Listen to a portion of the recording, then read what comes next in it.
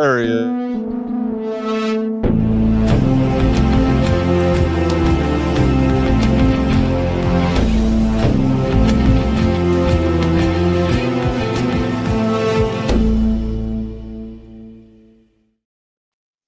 Happy Friday, everybody. Got the whole crew back together. Yo, what's up? Yo. We got Chris. Hey, Gary, Nathan. We got Hey, Chad. Chris, what's happening in the future over there, man? Yeah, what's going on? Oh, it's just tomorrow StreamYard stops working. I've just found out from Australia. It's all kind of dramas going on. I couldn't log in. Anyway, we're here now. At the last minute, we got here. Exactly. It's that kangaroo coming back for you. Yeah. Well, we'll say hi to everybody over in the comments. We got Jeff Johnson. He was stalking, waiting on here for like 12 hours ahead of time. Jason, TG sponsor. I don't know if that TG is still valid. John Rollins, David Hannon. Who else? Lori Matthews, Ted Boyette. We got a bunch of other people tuning in. So make sure you guys say hi.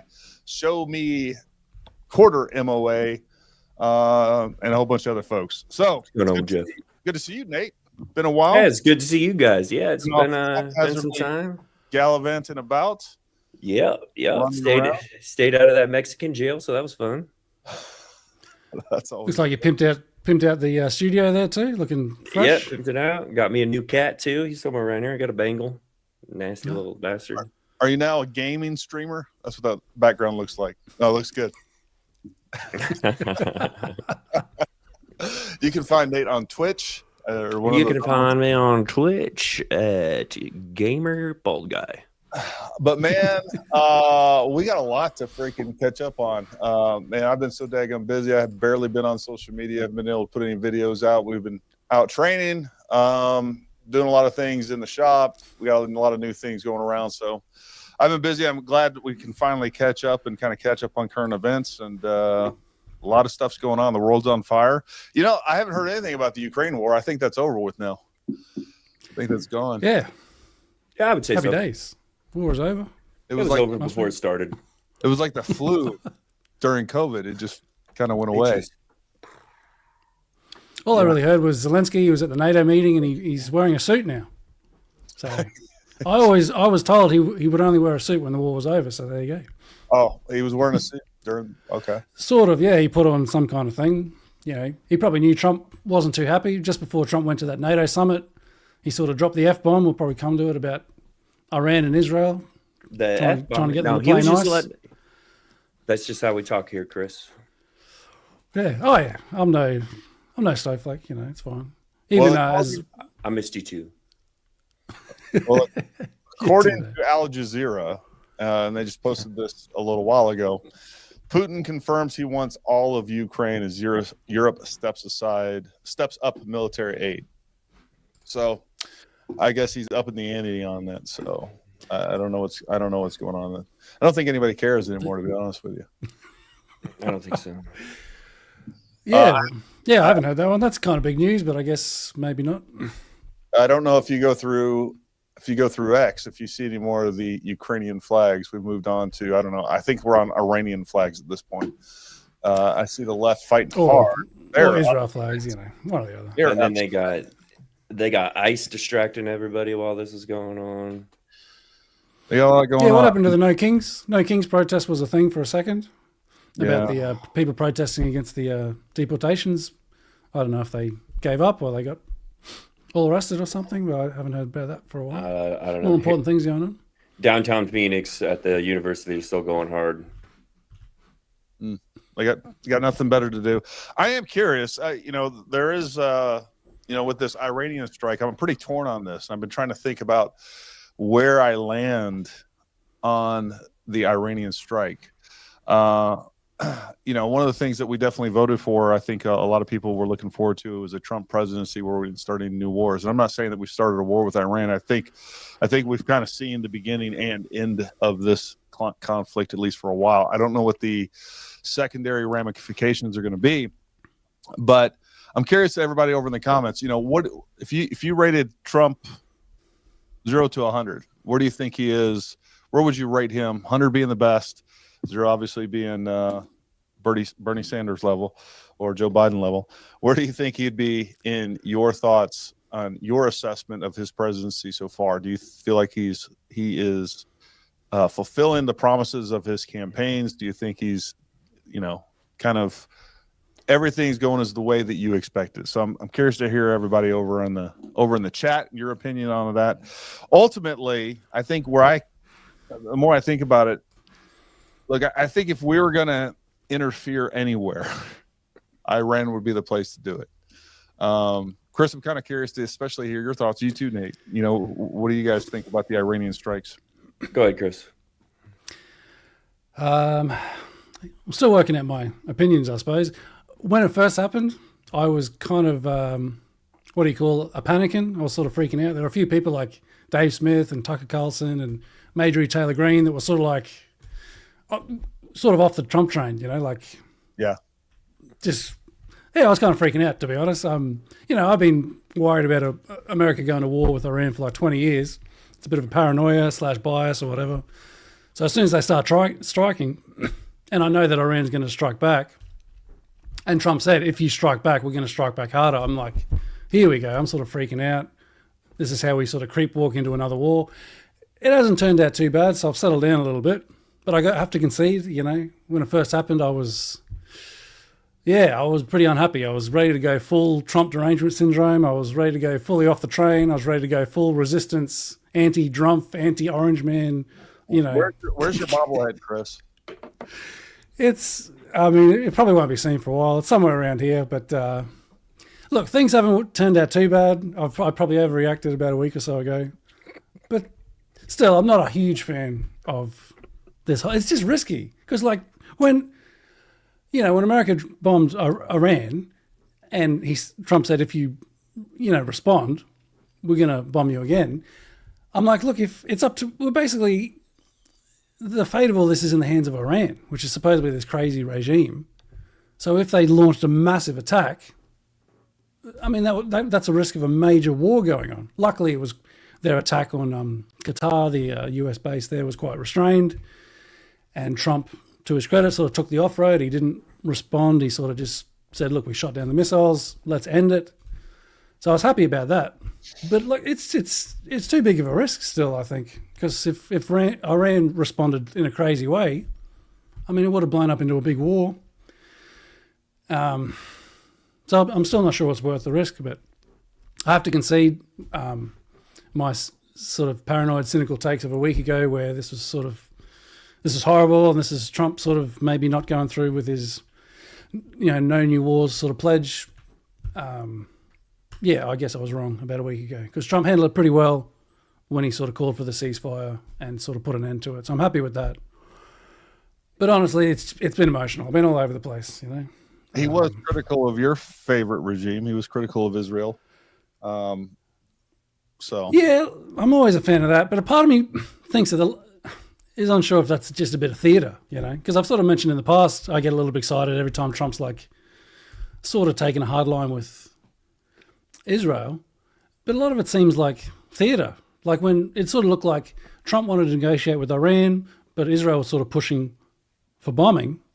And it sort of looked like they were at odds. But then as soon as Israel started their bombing a week before America did, Trump's like, yep, we're working together. We're a full team. Basically because Israel started bombing 2 days before America was supposed to meet with Iran for the next round of negotiations.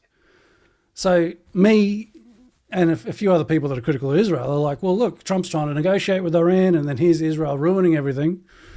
But then Trump straight away said, no, we were basically working with Iran the whole time. And it almost seems like the negotiations were like a tactic. And even the stories of Trump being unhappy with Netanyahu seems like a ruse. And they were working together the whole time. So I don't know. So when Trump's like, look, Israel, you better not strike back. I'm not happy with you. Sure, that sounds kind of good to people like me or whatever, but I just wonder if it's a bit of theatre just to fool Iran and me, I think this was inevitable. It was going to happen. It was just a matter of time. And Israel, I think when Israel pulled their little stunt and all the shenanigans they've been up to, Trump should have told them to go piss off. You guys are on your own. What stunt specifically are you talking about? when he called for the ceasefire, and then they supposedly went off and just dropped a shit ton of bombs. Oh, I gotcha. And it's to the side of starting a war and stuff.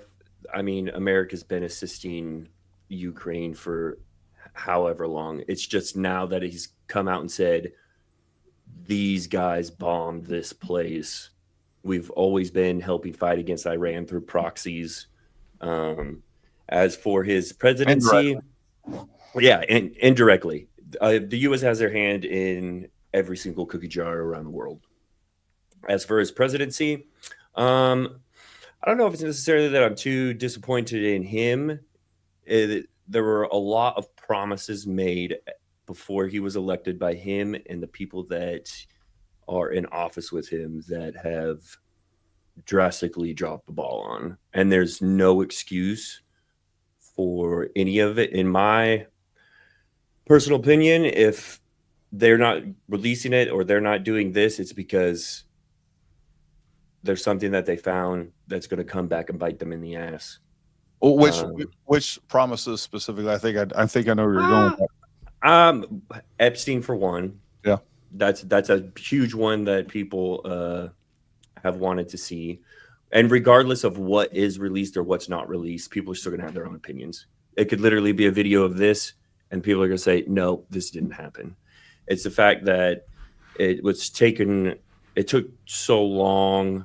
And they're just beating around the bush for certain things instead of just coming out and saying it. And then with the whole Epstein thing, like now there's a video.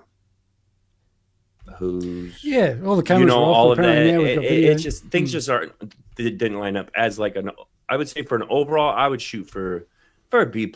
I mean, we're a whole hell of a lot better now than we were then. Yeah, I mean, we're definitely. I think it's easy for us to get. A little jaded. Yeah. But compared to where we would, I do think you have to take a practical approach, a pragmatic approach to some of this stuff. When it comes to a couple of things that I am upset about, like you touched on the Epstein files, the JFK files, the Epstein Crooks. both of those. I think if there was ever any evidence, and this is one of the things. I think there was definitely evidence with the Epstein files. My concern, or what I most likely scenario, is that I think a lot of that stuff is again, it's been under the Biden administration for the last 4 years prior to this administration. So, like, I feel like anything that was there, it was gone a long time ago. It was gone a long time ago. The same thing with the JFK files. The fact is if it happened like we suspect, that the CIA was involved or other government agencies were involved and the mob was involved and all these other things. First of all, I'm not sure that there would be any physical evidence to prove one way or the other that, I mean, they're not going to type this shit up in a memo. No. And that's one thing that people were like, oh, well, we want to see the files. Do you really think they're going to be, I mean, I know that people in office can be dumb, but to blatantly say, hey, we worked with this guy at the CIA who shot him and then did this and then did that. They're not going to write that up. It's not going to be there. And say, for instance, it was for whatever reason, it would have already been taken out a long time ago. Long gone on that. And overall, I think he's, with what he got, he's doing I think he's doing a decent job. I mean, just on the JFK thing, I'm not complaining about paychecks rolling in. I'm not complaining about gas prices being low. I mean, the tariffs, it was a thing that had to happen. For the people who are upset about tariffs, and that I think there is a reasonable criticism on how it was implemented. Mike Ken brought that up earlier, and Dave talked about it too. There's a lot of industries that are hurt, and I think we're expecting that to some extent. But I do think that there's, I don't know. I don't know how much power the president has. I don't know, if this was a strategy of his where, like, hey, this is the only way that's going to work. Maybe it was, maybe it wouldn't. The fact is that we've been getting screwed over on trade for the last for so long. Yeah. And a lot of people, if people that were against the tariffs, have no idea what a tariff is, have no idea what the taxes were from these other countries. And then when you actually go down the line and look at the numbers, like you said, how we are getting royally screwed is it just blows my mind that for this long, presidents allowed it. The government allowed it. Well, not only are we getting screwed, but we're getting screwed by countries that have, 1/100th of the trading and economic power that we do. That's part of the issue, is that basically there was some sort of, I think a lot of people in government were almost taking this, this social justice approach by basically saying, hey, you know what, we're just going to get screwed over and enrich these other countries at the expense of the American worker, and they didn't care because they're in office. So I think there was a lot of that going on. Chris, what were you saying about JFK? Yeah, like, because we had that Anna Luna, she's sort of in charge of, releasing files on these kind of things. Yep. I'm pretty sure she tweeted that there's something in the files that proves there were 2 shooters. And then I haven't heard anything since, which is kind of a crazy thing to say, especially if there's nothing to back that up. Wasn't there some controversy? Wasn't she like on the verge of getting fired or something along those lines? I'm not sure. Maybe I'm thinking wrong. I mean, let's go back to how we all met, how we all got this little crew together. What is going on with the whole Crooks thing? Because wouldn't you want to know who tried to kill you? I mean, I know I would want to know who tried to kill me. Yeah, that thing's interesting. Trump doesn't seem too concerned about it. Sometimes we see floated this idea that maybe Iran had something to do with that. I don't know. But he's never come out and been like, yeah, we're gonna get to the bottom of this. Which, I mean, sure, doesn't matter now. Maybe to some people, I know there's a lot of people that still want answers, and there's still people looking into it. You talking about JFK? Yeah, because no, Crooks. No, we're on to Crooks now, the assassination. Because Bongino, he had on his show, he was sort of talking up a big game on his podcast about looking pretty suspicious, and now he's in there, and apparently he's just it was just Crooks, and then everything else, no one really stuffed up too bad. Apparently, Bongino and maybe Cash met with Crooks's widow and just basically explained, there's nothing really there. Just Crooks, and then no big stuff up, and there's nothing more to it. Crooks, which you say Crooks's widow? Oh, sorry, my bad. Corey Comparator, his widow. My apologies. God damn. I was like, sorry about that. It's been so long since I'm on a break doing my research. Yeah, no, my apologies to Corey and his widow there. No, but she. I don't know. Go ahead. Yeah, but apparently she was basically told there's nothing really there, because we know some people have the conspiracy theories about multiple shooters. We had our first show. We don't really think there's any evidence of that. I'm still interested in the stuff ups of the defense. I think there's a lot there. I'm still going through the files, but apparently even that Bongino and them are saying, no, basically everyone did what they did properly. It's just one of those things. One thing that stuck out to me is I got a good friend of mine in Florida that goes through. He's hurt right now. He's a police officer. And he's going through and he's going through the body cams. And what he does with that is he takes certain information out, depending on if it's, pertinent information or whatever. The fact that they released those body cams, first they said that there were no body cams. The body cams weren't working. Then they said released them, but then cut audio. The only reason that you would cut something is because you're trying to hide something. And that is factual. That's just the way that it is. And what are they trying to hide? Timelines on certain things of, them seeing him with a long gun, this and that. And who knows? Could have there been a coup? Sure. Will we ever find out? Hopefully. There's still people that are doing diligent work.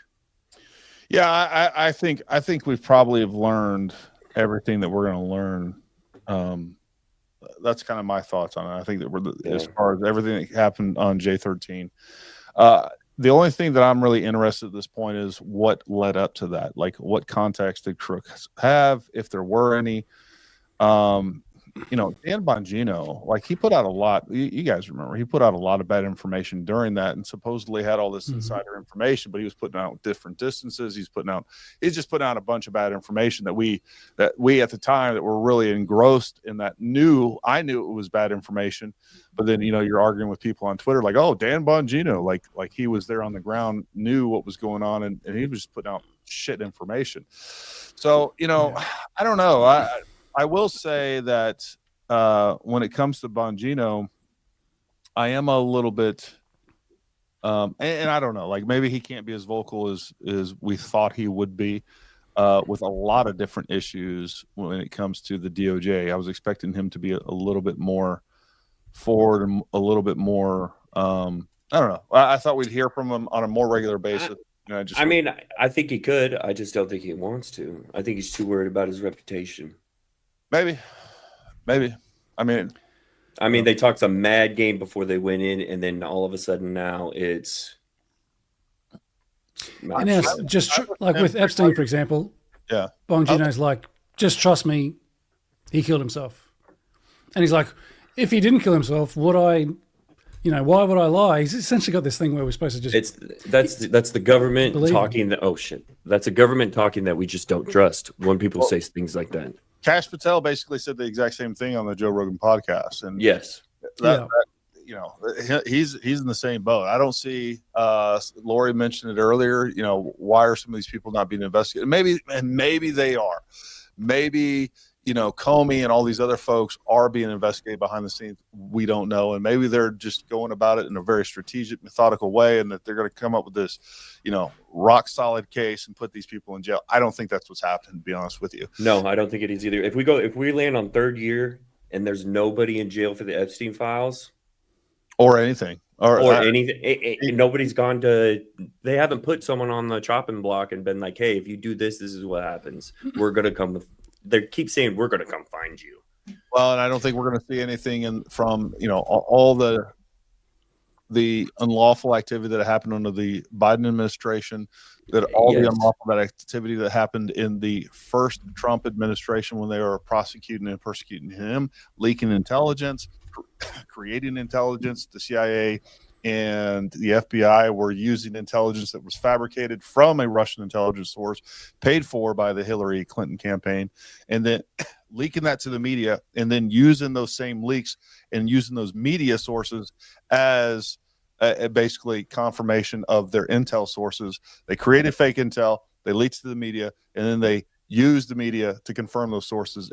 It's the most ridiculous thing. Somebody should be in jail. And then you have the problem, the fact that Biden pardoned so many people, everybody from, I don't know if Comey was actually pardoned. Somebody check on that for me. I don't know, but Fauci was, and that motherfucker needs to rot in jail. I agree. I think he's one. He's sick and twisted. Yeah. He tried to play God and he got caught. And you're good. Just don't do it again. No, he's sick and twisted and sadistic. He's going to do it again. There's no doubt about it. And just going back on the Epstein files, we can't forget the little spat that Trump and Elon had. I guess it was maybe Elon wasn't having a big, beautiful bill. I saw that. And then at one point, Elon basically says, he drops the bomb and says, Trump's in the Epstein files, and that's why they haven't been released yet. And then he sort of walked it back, but I mean, how do you... No, you can't walk that back. Were you lying or what? I don't think Elon would. Lying? He had too much to lose to just throw that out there to be all willy-nilly. Now, I kind of see it in two different lights. So say it's a lie. Well, you could have royally screwed up so much and had so many people just turn against Trump, the administration, whatever. If it's true, he needs to go to jail too, plain and simple. Or it could be like maybe he's on the files because he had something to do with him, but not necessarily anything corrupt or whatever. But why would he come out? Someone had to have someone pissed him off. Well, first of all, let's be real. Elon and Trump are probably the two pettiest human beings on the face of the planet. Very much so. Number two, I don't see given Elon's role, why he would have access to that type of information and that investigatory data set. I just don't see that. That's not what he was doing. It's not. Now, he may have heard rumors or whatever else. I think that it is not above Elon Musk just to throw some shade on somebody because he's pissed off, just the same way that Trump does it many times. So, I think that was a ultimate checkmate. He apologized for it later. It was kind of a weak apology though. It's like maybe what he says, maybe I went a bit far, or Yeah, Something kind of weak. Basically, yeah, it's I think we all know that Trump was in the Epstein files. There wasn't nothing. It didn't point to any criminal behavior or anything else. And we also know that Trump was one of the first guys that basically turned Epstein in. So yeah. I don't think. Look, if there is a connection between Trump and Epstein, I want it out. Trump's my guy. I'm on Team Trump. There's no doubt about it. But I also don't want to be one of these freaking Democrats that are going to be blue no matter who, no matter what. No. If Trump did something outrageous there or broke the law, and definitely, well, here's all I really care about. Look, the fact is, these types of places exist all the time, all over Hollywood, all over the world, where you have all these rich and famous people. They're going to doing all sorts of lascivious activities. The only thing I care about is if there were underage males or females that are being exploited. That's what I want to investigate it. That's what I want. That's it. I don't care who killed him. I don't care how he died. All I care about is the kid. I do care about it. I would like to know. Like I still don't buy it. I still don't buy he killed himself. I don't care what absolutely not. Or I don't think so either. About it. Like I there's too many things that he got Clinton coincidences that lined up to cover up a suicide that just don't make sense. Like it doesn't pass. And then they say there is no video. Now they say there is a video. Like what Joe Rogan talked to Patel about. Just release the video. Why do you need to mess with AI with it? There's no reason to. There's just let the public do their work and make their own opinion. Well, by them holding on to it and saying that they're going to make it the resolution better with AI, all there is to do is just speculate. Well, I don't know that Bongino did say. I heard Bongino say that. He's going to put out the enhanced version, but he goes, but we will show the original as well, so people know. Okay, put the original out right now. Yeah, and that's what he said on with Joe Rogan as well. And Joe Rogan, he told him, just why are you messing with it? Just put it out. Well, I mean, there is something to say about if they release this video and whether we're talking about the video and there's a couple of things going on there. We're talking about video that they had from the Epstein Island, as well as the video that I'm talking about the prison. Anyways, like they do have to create a case, and if the DOJ starts releasing video like that, it could damage the ability to have a jury, and that's why they don't do that. So there's a little bit of truth to that, but at the same time, I mean, I think the damage is moving a little bit quicker. I think the damage is already done by saying that now there's a video. First, there wasn't a video. I mean, if someone goes like general population, if you're a juror and you get up there and they're like, this guy was on Epstein Island, how are you going to find him? That's it. That's all that they say. He's on Epstein Island. You're going to be like, yeah, he's guilty. Just because of the illicit things that went on there that we know about, and then they have the videos of these illicit things happening, makes no sense why people are not paying for that. Yeah, I don't know. A simple one guy, underage, that one guy, hey, you're going to court. You're screwed. But there's nothing. I remember Pam Bondi saying something about like a reason why this is taking so long is we've got so many videos of Epstein engaged with minors. And then didn't I hear something from maybe Kash Patel or someone else sort of saying there's no videos or something? I'm not sure. I don't know if that's exactly what Pam Bondi said on that. Pam Bondi. Yeah, I'm pretty sure it was.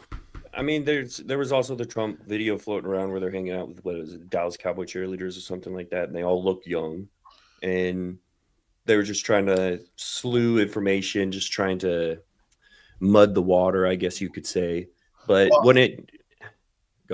No, I mean, there's not hardly a celebrity or that wasn't involved with Epstein. You can't find pictures of with Epstein in one form or another. The fact is that he was moving and shaking amongst the political realm, the obviously Hollywood, everywhere. He was I mean, he was rubbing shoulders with everybody. And I don't think all of these people were necessarily involved, but I think a lot of them people were. And here's the thing. I think there was probably a lot of people that were going to Epstein Island knowing that they were going to, be having sex and probably doing drugs and all these other things. But there is there's probably a majority of those people that wouldn't be okay or be inclined to, having certain activities with underage folks as well. So I do think there's a delineation that's probably hard. That's probably hard to delineate. And obviously I'm not making excuses for these people, but there is a big difference to me. Like the fact is, you can go to any party on Hollywood, there's all kinds of craziness going to be taking place, and there's a lot of people that would expect that. But underage men and women is like a total another level that I'm not sure that even some people were probably even aware of. I mean, let's be honest. Sometimes people don't look their age. Yeah. And if people are drinking, doing drugs, whatever. I mean, who's to say that type of thing didn't go on? Or who's to say, hey, they found a whole bunch of girls want to go party with them. Well, you got to check their IDs. Well, and the other part of that is we go back to the point that the idea is that all this stuff was being used for blackmail. Some of these people could have had relations with people underage, not knowing or even being lied to that they were underage, where later on that was revealed to them, like, hey, by the way, we got this video. Hey, that girl that you were with was 17 years old, or whatever it was, right? Or that boy you were with was, X years old.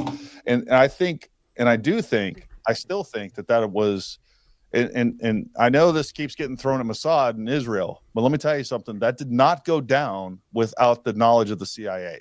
And I do think that if that was an intel program, if that was an operation, the CIA was absolutely involved and knew about it too.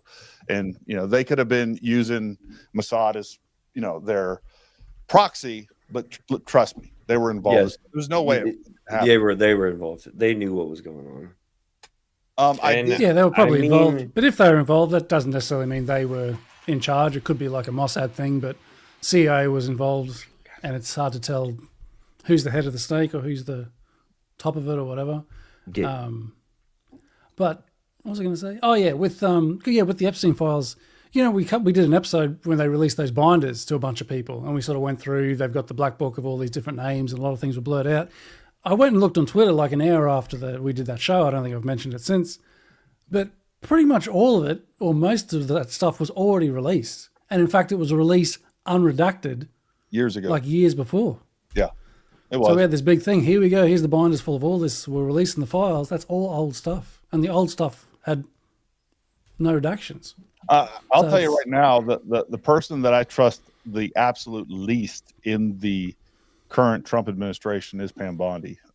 There's, whether it's on gun rights, whether it's on a bunch of different issues, I have found her many, many times on the wrong side of what I would think that the Trump administration agenda would be. And even what we got going on with DOD, all the people that are getting fired behind the scenes at DOD. There was one guy that came on, he was on the Tucker Carlson show, talking about how he was the number one voice in the DOD and in Pete's circle, saying that, hey, we shouldn't go to war with Iran, basically implementing or doing his best to be the voice of the supposed Trump administration agenda, trying to stay out of war and conflicts. And he got fired. And then they said he got fired because he was leaking information, which he claims he never did. And I got to tell you, after listening to him for an hour and a half or however long his interview was, I found him very credible. So yeah, that's that Dan Caldwell you're talking about? What's that? His name? Is that Dan Caldwell you're talking about? I think that's him. Is that his name? Yeah, that was interesting because he seems like he was innocent, but then didn't Hegseth even sort of jump on board with getting rid of him? Like, didn't Hegseth have something to do with him getting fired? Maybe, I don't know. I'm not sure. And the thing is, I've seen these types of circles around, like in the Department of State, when you're talking, when you have these circles of people around whether it be a secretary or a assistant secretary, all these folks, like, they're in there and they're in this person's orbit and they're creating all these problems and getting people below them fired and, telling absolute lies to the one that they report to. And I don't know if that's the case, but I'm just saying that there's a lot of wiggle room that goes on with all these things, and it's hard to figure out what the truth is. And it's also hard to parse out not only the agendas. All these people have different agendas. Like, make no mistake, there is some divergence between the Pete Hegseth DOD agenda and the Trump DOD agenda, and there shouldn't be, but there is. And then even within Pete's circle or any of these secretary circles, you have all these conflicting agendas that they're all trying to get their little piece pushed in different ways that they can, and that's just the nature of politics. And I've seen that firsthand. This power struggle that constantly goes on around, people in power. Yeah. We mentioned before the big, beautiful bill, and Elon wasn't happy about that. I think I saw Jeff in the chat too. He wasn't happy about that either. What do you guys think about this? Apparently, it's a lot of spending. Like Thomas Massey, he's voting against it. Trump's not happy with Massey. I think a Trump PAC has just released ads against Massey, and he's going to campaign to primary him or something like that. I guess there's a lot of spending, and supposedly it goes against the Dodge cuts. We've got the Dodge cuts, but then when we come for the budget, it's a massive spending bill.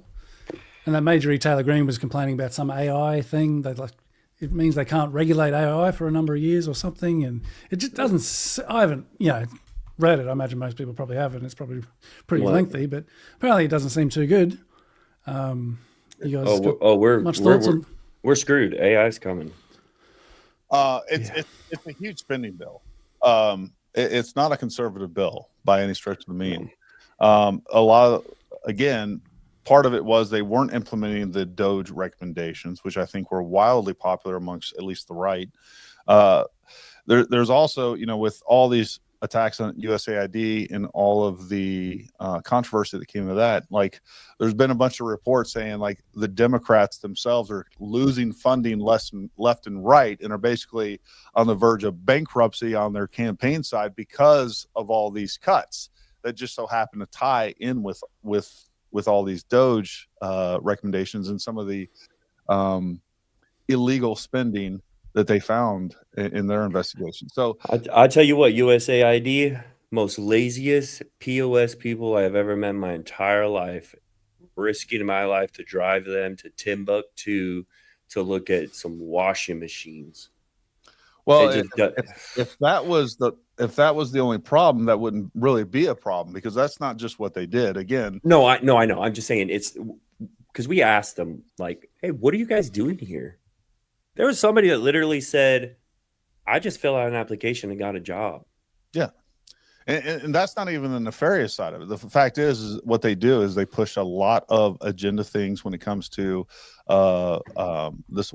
Woke was a big thing. Like, they tied a lot of the funding that they were doing to supposed, charitable issues, and they tied it with, like, okay, well, you have to start accepting LGBTQ this, and you have to implement this program. And, that's what we saw across the Department of State. And really, USAID ran the agenda at the Department of State half the time. And they were very tied.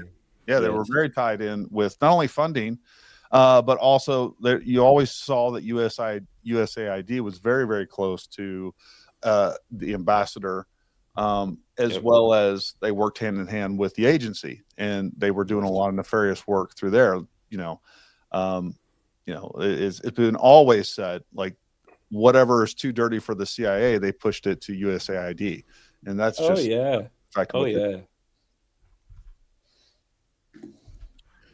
And how about just for a bit of a curve? What about the New York mayor election? You guys been following that one? Oh yeah, making a bit of a news. No, I haven't followed. So Mem Dami or whatever. Apparently he's a far left sort of Muslim guy. He's probably going to be the next mayor of New York. A few people are freaking out about that. I remember. Did you see that clip of one of the debates where they're all talking about where they're going to go visit? I mean, I hate to be sort of a broken record with Can I present? Bear with me. I'm going to present a video. Whoops. See, normally I'm sort of logged in. I'm able to bring up things, but I've lost all this power. It's all up to... Only Gary has the power now, but bear with me. I'll figure out how to do this again. Power. You're just rusty now. Yeah. The first Yeah, I think. Yeah, this one. You guys see this clip where they're talking about where they'd go and visit? No, I don't think This is a few weeks ago. And The of course, first foreign visit by a mayor of New York is always considered significant. Where would you go first? Left to right, Ms. Adams. First Any visit, guesses I would what visit some the of them Holy say? Land. Okay, Mr. Lander, sorry. Boy, what Trump is doing to Canada, there's a lot of opportunities for us to partner better with them. Ms. Ramos. I'd love to meet Claudia Scheinbaum, but I'd probably head to Colombia to my parents' homeland. Mr. Meyer. I am a proud son of 2 Caribbean immigrants. I represent a robust Caribbean constituency. I'd like to go to the Caribbean as my first visit. don't you have a job to do in New York? Given the hostility and the anti-Semitism that has been shown in New York, I would go to Israel. Mr. Tilson, where would you go? Yeah, I'd make my 4th trip to Israel, followed by my 5th trip to Ukraine. Two of our. Sorry, I just had to mention they both got the hostage pins, and it's like it's like a bit of a battle. It's like, you call that a hostage pin? My 4th This is a hostage pin. Yeah, I support them more than you. Our greatest allies been there. fighting on the front lines of the global war on terror. Mr. Mamdani. I would stay Yeah, sorry for interrupting. So that guy said he'd go to Israel and Ukraine because they're our greatest allies, obviously. in New York City. My plans are to address New Yorkers across the 5 boroughs and focus on that. First Mr. reasonable Mamdani, answer. can I just jump in? Would you visit Israel as mayor? I will be doing, as the mayor, I'll be standing up for Jewish New Yorkers, and I'll be meeting them wherever they are across the 5 boroughs, whether that's in their synagogues and temples or at their homes or at the subway platform, because ultimately we need to focus on delivering on their concerns. And as just we've yes or seen, no, do you believe in a Jewish state of Israel? I believe Israel has the right to exist Not As a Jewish state? Notice. as a state with equal rights. He won't, he Not won't as a say it Jewish has a state. right to exist as a Jewish state. Be very And clear. his answer was no, he won't visit Israel. I said that very That's what he clearly. was Unlike trying you- to say. No. Unlike No, you, I you answer. never- Unlike you you, I never answer said questions no. very Okay. directly. All right, I and think I we're want to clear. be You very answered- clear. I you believe answered. every state should be a state of equal rights. Okay, thank you, Mr. Mamdani. Mr. Blake, where would you go on your first foreign visit as mayor of New York? I think that's the My full main. name is Michael Alexander Blake. I'm named after Michael Manley Alexander Buffalo. Anyway, I don't think he's too important or whatever. Well, I just thought that was. I saw that a few weeks ago. And yeah, that's. You got to tell people who you're named after. You're not winning the election. Oh no! My name is Alexander Graham Bell. I was named after Alexander Graham Bell. He created the telephone. Anyways, yeah. Yeah, that guy didn't win, I guess. Whatever. But yeah, the one guy that said he'd stay in New York, he's doing all right. I think it might be a bit of. I mean, let's be honest. Protest vote, maybe. That's what the United States needs to do. We just need to stay in the United States. Sorry, Chris, but you ain't coming here. We're locking the border up, dog. We're No one in, and if you want to leave, don't come back. no, At least we're for gonna a make couple Australia months. the 52nd probably state after Canada, 52nd, yes, maybe that's third right. after Greenland. So Yes. No, I don't think so. I think there's trouble in the alliance here. Trump was saying he was looking at the AUKUS, the pact with UK, America, and Chris. Australia, some kind of military alliance, which I think's more on your benefit than. Well, I don't know. I'm not a fan of it, but Trump said he's looking at it. Maybe he's going to get rid of that deal. I almost kind of hope that he does, because in that deal we ended up buying all these nuclear submarines from you guys, but it's like we're paying like hundreds of millions of dollars, and we don't even get them. We basically lease them, and it basically just gives you guys. I don't know if you access guys to know put how to nuclear use subs. them. Do you guys know how I'd to rather, use them? and the other good thing is we can actually control them remotely. That's Exactly. we tell you where to go when things fan. Yeah, well, we got to pay for the privilege of that. I do think, I think it's ironic that what we see happening in New York is exactly what we see happening in London and ultimately the UK, where we're completely being taken over by immigrants, and immigrants that are not willing to become part of the melting pot that is America, and that's a real problem. We're not seeing a naturalization like the intent of the immigration process is supposed to take place. What we're seeing is, we've seen all kinds of immigrants that are kind of huddling up in these neighborhoods and creating the shitholes that they came from, quite frankly. And that's a real problem. And we're seeing that being taken over by New York. Mark my words, 5-10 years from now, we're going to start hearing about, just like we saw in Dearborn Heights. As a matter of fact, I'm from Dearborn area. And I'm telling you right now, like, you go through some of there and like, it's like driving into another country. You see, Muslim flags everywhere. You see synagogues everywhere. You see a public call to prayer. Like, you hear all those things, and we're going to be seeing the exact same thing in New York. And look, I want people to be able to exercise their freedoms and religions and all those other things. But if you're coming to America, you need to become an American. You don't just come here to become a citizen, get the right to vote, and then vote in the agenda of another country. Or, absolutely. Here's the crazy thing. Like, this country was founded by Christians. That cannot be argued at all. But what we didn't do, and intentionally, even way back then when we're talking about how strict Christianity was, it's very different than what we see today, for better or for worse. But they didn't turn this into a theocracy. And they wanted other people to be able to come here and exercise their own religion. We gave them freedoms that they weren't able to see anywhere else on the planet. If you were still in Europe, like if you weren't Catholic, or if you were Catholic, depending on where you were probably going to be persecuted, put in prison, whatever else. We didn't allow that here in America. We had our own problems. We had people out in the streets making fun of you or doing whatever, or discriminating against you. But at the government level, where the real power is, like, they didn't enforce that. And that's what these people are coming over. And it's not just Muslims, it's many other cultures and things like that. They want to be able to force their agendas, their cultures onto America, and that's not what it's about. And we're going to be seeing some major, like I said, looking at New York, California.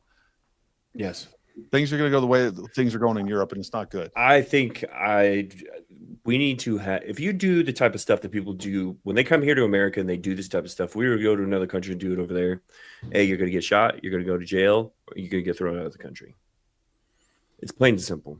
We are too soft, and people have used that word freedom to they're coming here and they're wanting to change our ways, thinking that their ways that they left are better because they left their ways to come here, and then they try to change ours. The problem is, no, you have the freedom to proselytize, and you can proselytize a religion, a way of life, or whatever else.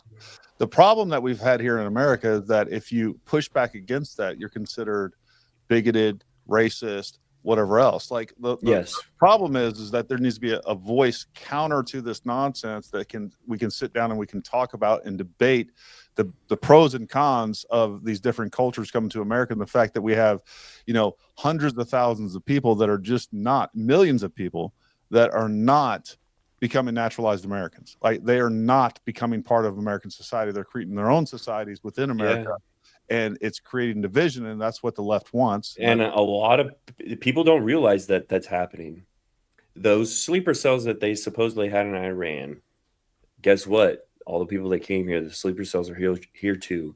And they're recruiting people, Americans, they're recruiting people from different countries that got here. And it needs to be, when you're in America, actually not even America, whatever country you live in, whatever country you decide to reside in, it should be that country first. And if you don't want to put that country first, then go back to your own damn country. Well, you definitely have to pledge some sort of allegiance, either, I mean, you could pledge the allegiance and then go out and burn the American flag. I don't think that it's I think we should be more of a hard ass to certain things that people say, freedom of speech, freedom of whatever. That's just my own personal thing. I mean, people are going to counter and say, oh, we don't want the government to control. And it's whatever. Like, well, it's our country. I think freedom of speech is the solution. And freedom of speech. If you're going to do. And the problem is that we've had, 3/4 of this country silence for the last, I don't know, almost 10 years plus. Yes. I think we're starting to see that turn around some. And we're starting to see common sense come back to some degree. But at the same time, like it may already be too late. You know, there's estimates between 11 and 22 million immigrants, illegal immigrants, for all intents and purposes, that came through under the Biden administration, and there may be more. I usually think that those types of studies, those types of numbers are probably way too conservative, because the fact is, you don't know how many people are actually getting away. And when you have a border that was completely unguarded, not only just unguarded, but you know, they were letting them in, lifting the sea wire and letting them in, and wanting them to flood the country. That was the problem with the Biden administration. And like, who is it? Johnny Grice. America, love it or leave it, plain and simple. That's it. There you go. I mean, I'm not going to come down to Australia and be like, hey, Chris, stop running into kangaroos with your car. Chris is like, no, man, that's our national pastime. You can't change that. Well, kangaroos have a soul, so you shouldn't do that. And then try to change it. That's BS. You can't go to another country and try to change that country, because guess what? You left the country because that country sucks. Well, you're talking about America in this example? I think we should turn Australia to America. We need to go down there and fix them up. They're getting their ass kicked by emus. So, I mean, look, we're doing fine. You guys are busy with Iran and all kinds of things. Iran, sorry. You're just hey, you're next after Canada. I know there was a Canadian in the chats. I just saw him. Livingston. Well, there's some 18-year-old with a headset on that's driving your submarines around that we rented to you. So you got you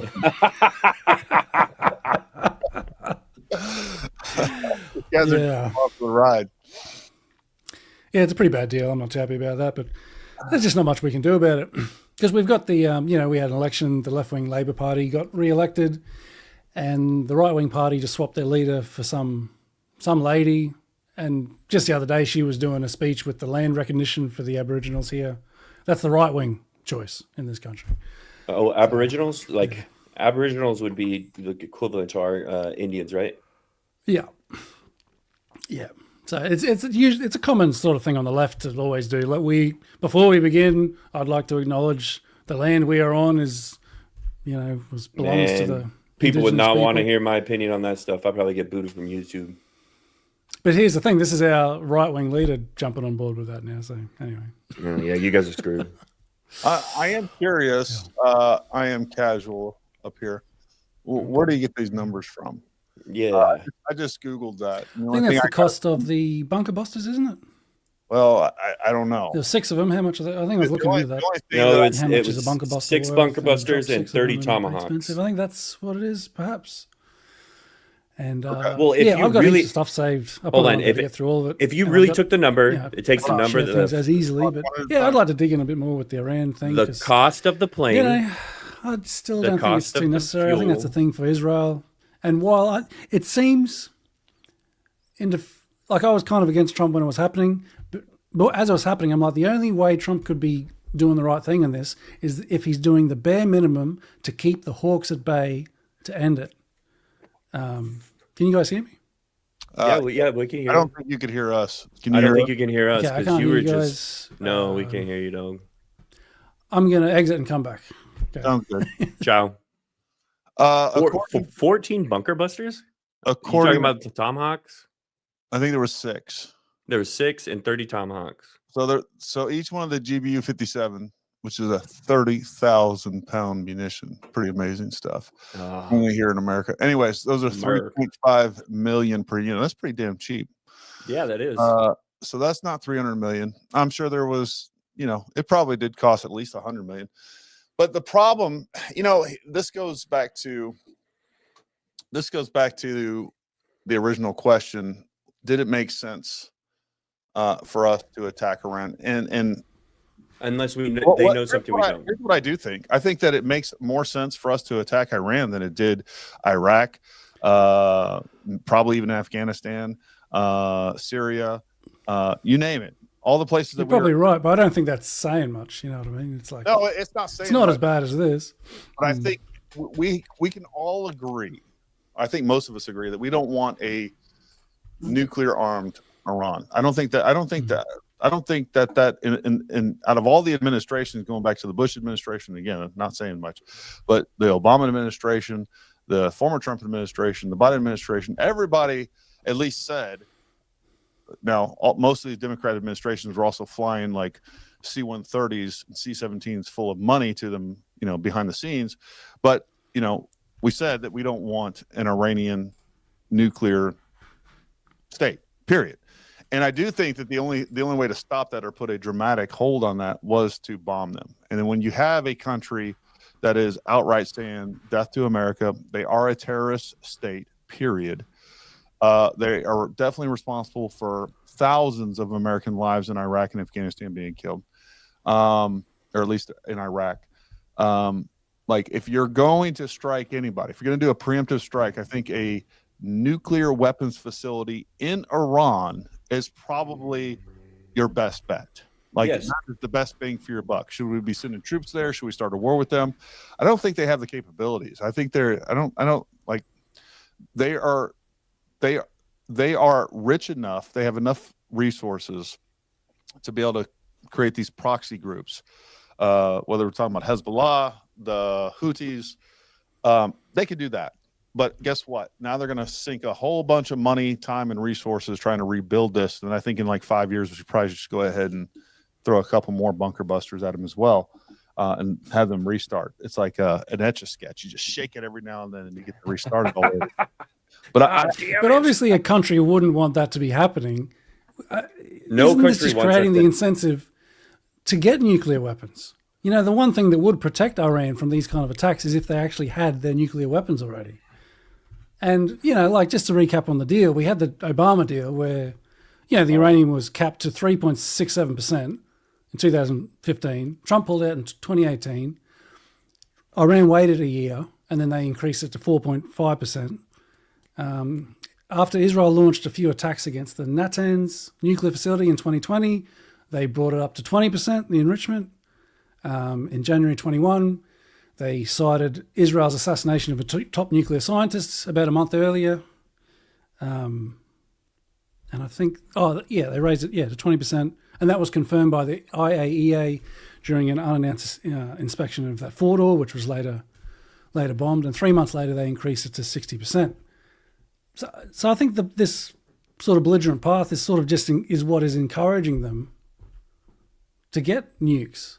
And I think they're at the point where they want nukes because they want to wipe all the infidels off the freaking planet. You launch one nuke at a country. I don't think so. Depending if they have it, depending on if they have it, one nuke goes, another nuke goes.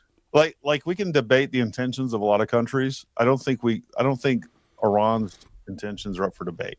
They without a doubt funneled. They without a doubt are responsible for a lot of American lives lost in Iraq. Like, they have intentionally funded terrorist attacks in Israel, without a doubt. They have intentionally funded terrorist attacks and terrorist groups all throughout the Middle East, and they would be controlling the Middle East. And here's part of this calculus is, like, we wouldn't be dealing with Iran. They probably wouldn't have even the capabilities of a nuclear. They wouldn't have nuclear capabilities if we'd have left Iraq alone. But with that being said, they constantly say it publicly. They have shown that they're serious. Like all of these things, you can't ignore. You just can't put your head in the sand and say, hey, you know what? If we just left them alone, they're going to come out peaceful in the end. That's not They true. will not come out peacefully ever. I think that is willful ignorance at that point. And I know there's a couple guys correcting the numbers. And that's fine. Up in there, but last time I checked, 14 times 3.5 million, and it's probably a little bit more for the Tomahawks that we used, but that comes out to 49 million. So, I mean, we spent money on some bombs. Get over it. Yeah, we're going to spend money on more bombs. We should have wiped the whole country off the face of the planet. To be honest with you, here's the problem I have with what I'm going to assume. Well, I'll say this: I've heard a lot of Democrats and a lot of liberals bitching about the war in Iran, while you have no problems whatsoever spending hundreds of millions of dollars funding a war in Ukraine, as well as the Syrian war when Obama was in office, amongst other things. So just like stop the hypocrisy. They don't have any connection with Iran. See, I'm consistent. I'm against it all, across the board.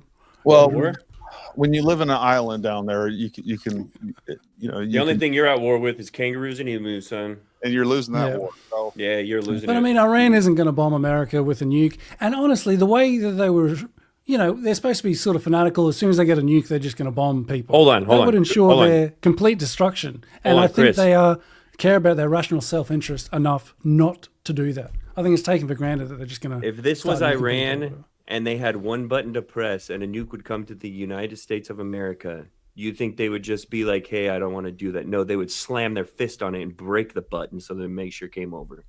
Come on. But then Chris, that would be the end of them. That'd be the end of Iran. Doesn't matter. They don't care. They will take out as many as they can. Look at how they responded to Qatar. They warned America. They said, "Look, we're going to bomb. We're going to bomb some empty airfield. We're going to let you know about it because we don't want to get wiped out." How does it make sense for a freedom fighter running out in the middle of the street when a squad of American military dudes and he just starts spraying and praying for Inshallah? That's it. Yeah, but we're talking about the government of Iran. They're not just some average. You know what I mean? Fanatic terrorist suicide bomber. Don't twist this, Chris. You know what I mean. Yeah, I'm saying the Iran government's more rational than we give them credit for. I disagree with that. I don't think that the Iranian government is rational at all. I do think what the range is saying is true. I do think that the vast majority of Iranians want a regime change. I don't think, like, if we were ever going to fund a regime change and pump a bunch of USAID money into changing over regimes, I think Iran would be something that we might see something take place that's beneficial. Probably not, because it always screws us in the end. But I do agree that I think that the vast majority of Iranians are basically pretty pro-Western and pretty pro-US. I agree with that. It's hard to say for sure, but possibly, yeah.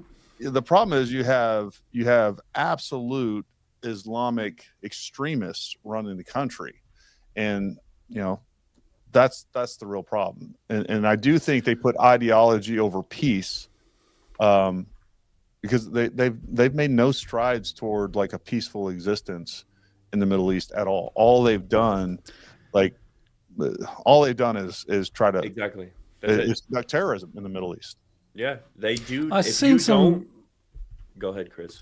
I've seen some pro-Iranian guy, a few of them saying that because of these attacks, and it sort of makes sense to me, because of these attacks, even the pro-Western Iranians, a bunch of them have now rallied behind their government, which is a natural thing when you get an attack from the outside. So there might be this sort of pro-Western element there, but I think America's sort of ruined that. And I don't think it's the majority. Chris, they would wipe Australians off the face of the planet too, not just Americans.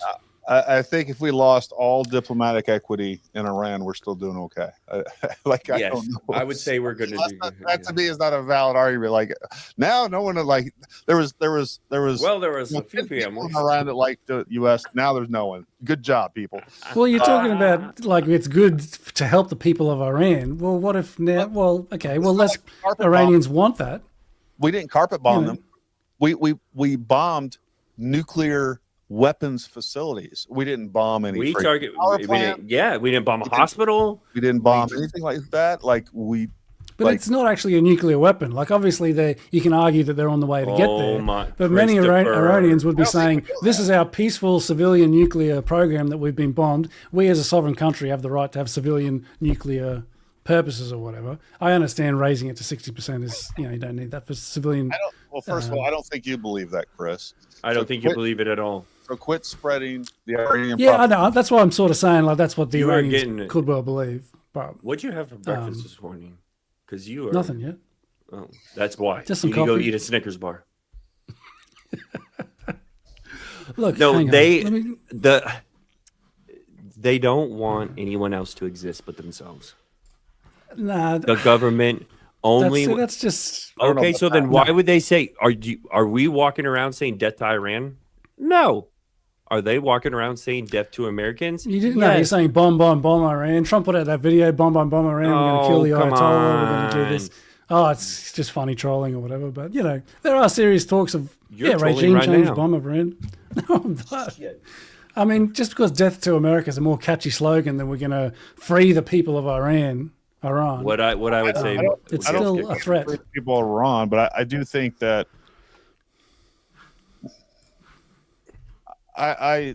I have a hard time not backing this preemptive strike against Iran. Like I'm trying to find a good reason why we shouldn't have done that. I do think that generally speaking, we've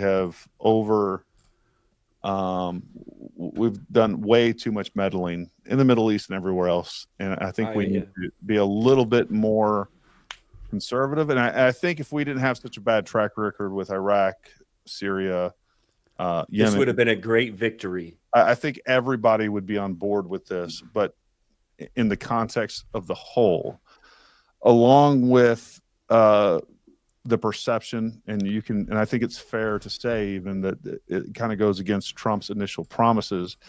I don't think we've started another war, but I do think we potentially prevented a war that would potentially take place 10, 15 years from now. I do think that if Iran has a nuclear weapon, I do think it will get used. That's my fear. Or they're going to continue to throw their weight around even further than they do. They act like they're a really powerful state, and we've treated them like that. We know, like, look, here's the deal. When we know that they're funding the Houthis and they're funding Hezbollah and they're funding all these other terrorist organizations, we shouldn't be bombing those terrorist organizations. We should directly start bombing. It's like if the Houthis do an attack, Hezbollah does an attack, and Americans are hurt or threatened in any way, first thing we should do is we should launch a missile strike on a military targets in Iran. That's how we should be responding to that, to make absolutely them like there's no consequences to Iran for the different terrorist attacks and the different international laws that they've broken in the last. There hasn't been on any country that has wished death upon America. It's little proxies and stuff. Hey, if you want to go to war, just release the dogs of war, Chris. And unfortunately, I can't bring up people's comments, but otherwise I'd bring up Wyatt's comment there. He's like, if I ever get arrested for an obvious and indisputable crime, I want Chris on my jury. I know that's a diss, but I thought that was kind of funny, so I'll pay that one. But definitely don't want Gary and I. But look, like they haven't paid for that. Like America hasn't paid for all its wars. Hey man, the most military countries don't pay for all kind of crazy things. Like the range said about make the military powerless. It's why every country has a military, is because you're going to disagree with somebody, and if you attack somebody, whether it's a proxy or whatever, then just go all the way. Stop. If you're going to poke the bear, you might as well knock the bear out. When we mentioned before the context of this, the important context of this is that for 20, 30 years, people have been itching for a war with Iran. Actually, I don't know if it's worth playing. I've got it queued up down the bottom. You know that General Wesley Clark clip about the 7 countries in 5 years? It's worth playing. Yeah. 10 days after 9. This is why I'm biased, paranoid, sort of against the thing. It's like there's always a pretext, and you can make them sound good, like, oh, they're going for a nuke. I think there's a bit more to flesh out with that. Like we'll go through maybe Tulsi Gabbard's testimony that they haven't made the political decision to actually go forward with the weapon. I think there's a lot of propaganda going around. There's a lot of assumptions. And in times of war, we have to be extra careful of this because sometimes it takes years to look back and go, oh, well, this was just the excuses that made the most sense to get America to slow. Because, it might make sense to bomb just a nuclear facility. But there's such a risk of slow walking into a bigger war. And if it wasn't for Iran's restrained response, because Trump said, do not respond. If you respond, we will bomb back twice as hard. But Iran did bomb back. And if Trump was going to stick to his word, Trump should be retaliating against Iran. But luckily, he took the off-ramp. What do you mean, luckily? No, he should have bombed them to Kingdom too. If you're going to make so he should be bombing them now. Yeah. Who says it's not going on? So, Chris, I think you're right. Like, that's the slow walk to war. Chris. Here's the problem. The problem is that you have to start distinguishing. We have to be better at distinguishing real threats from bullshit threats that are made up by, different factions within the military-industrial complex and things like that. What I can say is, like, if we look at what happened in Afghanistan, even in Syria, like there was almost no pretext. There was almost nothing going on. It was like all of a sudden we got these reports going back to like even Assad, like suddenly there's reports, oh, he's gassing his people and things like that. And like there's no context or pretext of what's going on. But we also can't look back at all these mistakes that are clearly have been made by the U.S. and in wars and conflicts that we've been pushed into by the military industrial complex, and then not look at what is a real threat and completely ignore it. We need a little bit of wisdom and to be able to distinguish between those two. And I think, and this is what I'm struggling with. I'm like, am I being duped again? And I don't think so. Like, I think Iran is a real threat. And I don't think, and we've seen a long role with Iran. I mean, going back to what, 1979, when they take U.S. hostages, like we've had a constant issue with Iran. They have continued to show threatening behavior towards Americans, towards Israel, towards our allies. And like, if there was any that you could just, if you separated all the other stuff and said, hey, you know what, if there was a legitimate time where we should take a preemptive strike against a country. And again, this was very surgical. I mean, it's not like we killed a bunch of civilians or anything like that. Like these were known nuclear weapons facilities. And I think all the other bullshit about, hey, we're just trying to create a nuclear weapons program or a nuclear program for power, like it's just utter nonsense. So I think we need to be careful about lumping this into all the other. I mean, if there was more that we wanted to do to Iran, I think Trump would have come out and said it, but he said, you know, we just want to be done.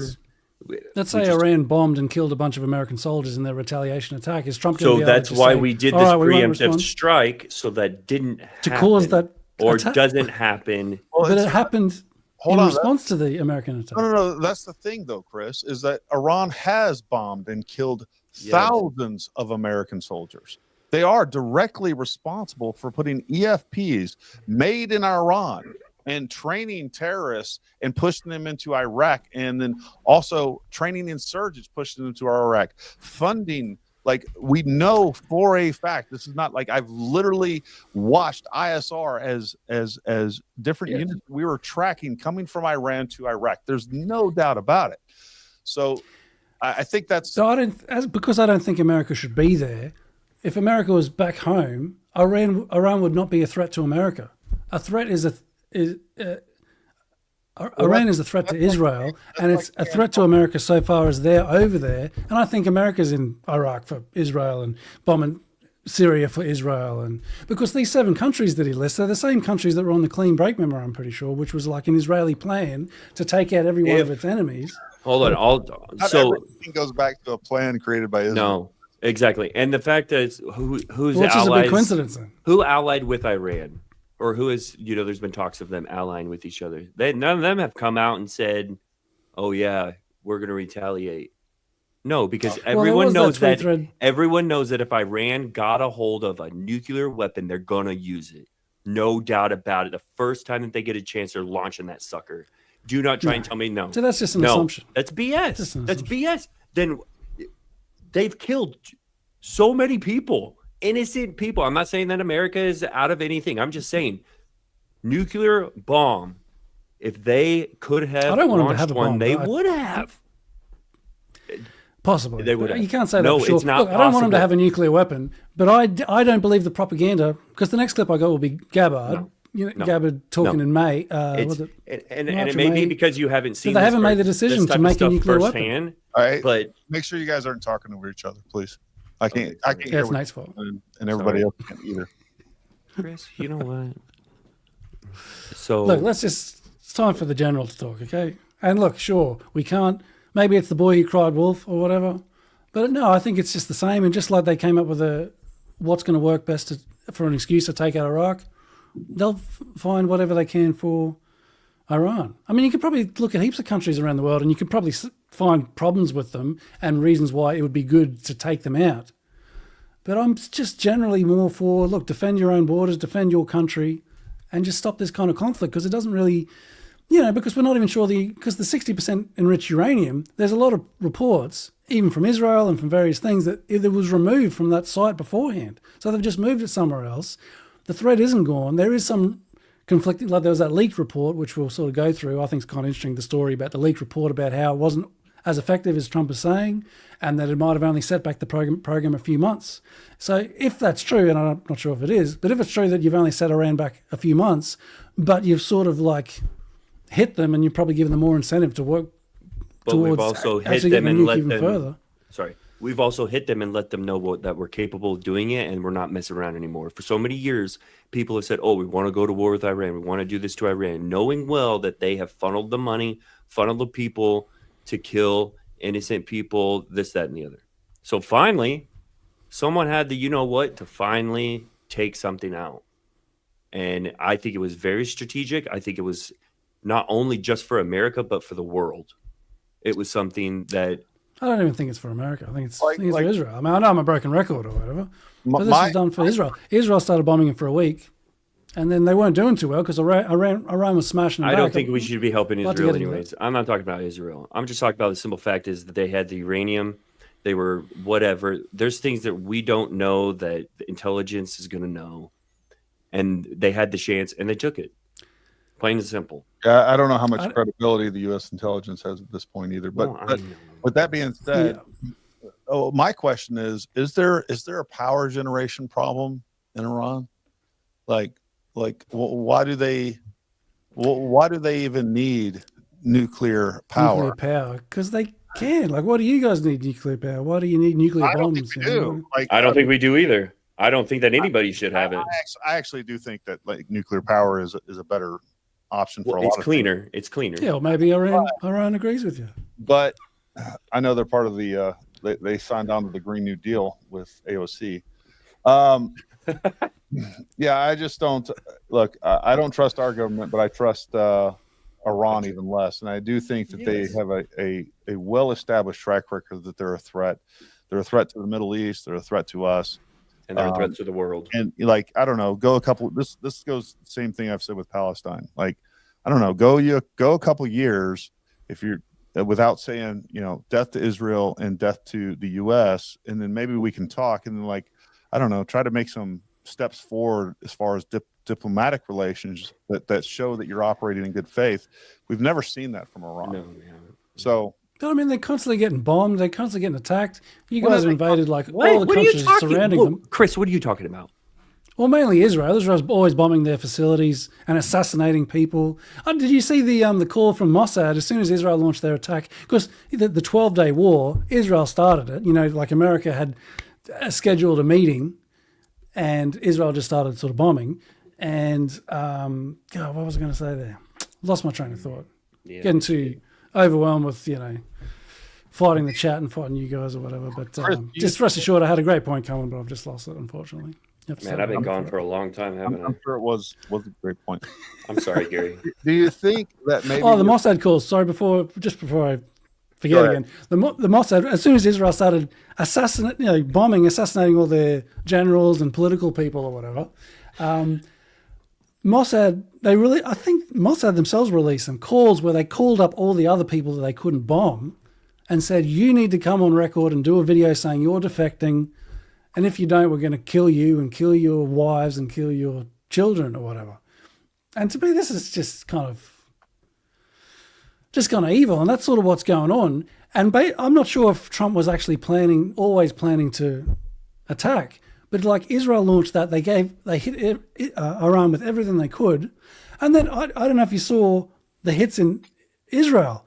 Iran was smashing them. The Iron Dome was useless. It looks like they were running out of, I don't know, air defenses, or maybe they were just using the hypersonic ballistic missiles or whatever. But I was following people in Israel going to the bunker 4 times a day and watching all these massive ballistic missile attacks. And I think that's why America came in, because Israel couldn't do it. Because the talk at the time was like, hey, America isn't going to get involved. Israel can handle it themselves. But then they were getting smashed. And then America comes in and goes, all right. And there was like a shifting goalpost. It's like, look, let Israel do it. Maybe we'll help them in defense, but that's it. But then the goalpost shifts again, and we'll just do a little strike to help them. Because Israel bit off more than they can chew. Let me throw that there, Chris, because I think the man behind the curtain is the U.S. And you're talking about all these different operations, but you have some there's this idea that Israel manipulates the U.S. I think the more that I think about it and I really observe what's going on, I think it's the opposite is true. I think if you think that all these operations that Israel was conducting were done in a vacuum without the No, I'm not saying that. the permission of the U.S., I think you're wrong. And I think you kind of touched on something that's like when suddenly Israel was under attack, and I think the Iron Dome was more effective than you're giving it credit for. And I don't really care because I don't have a dog in that fight. I don't give a shit one way or the other. But I don't think that with all the hundreds of missile strikes that Iran attempted, there's very few actual casualties in Israel. That's beside the point. But while they were kind of busy defending Israel, basically there was an agenda laid out whether they were going to have Israeli Air Force do it or we were just going to do it. But I think the real man behind the curtain on a lot of this stuff, whether we're talking about the Epstein Island, whether we're talking about different operations in the Middle East, look, these things are, I think, primarily done at the behest of the United States. And even going back to, we talk about these speeches that Netanyahu gave at the UN prior to the Iraq war and these plans and this and that.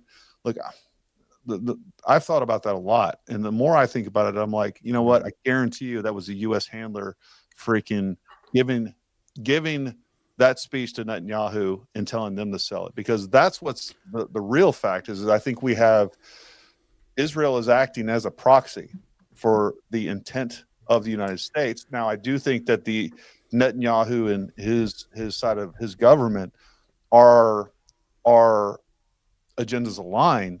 So I think it's a easy coalition, but I don't think Israel has all the power that you may think they have, and a lot of people in the world think they have. I think the U.S.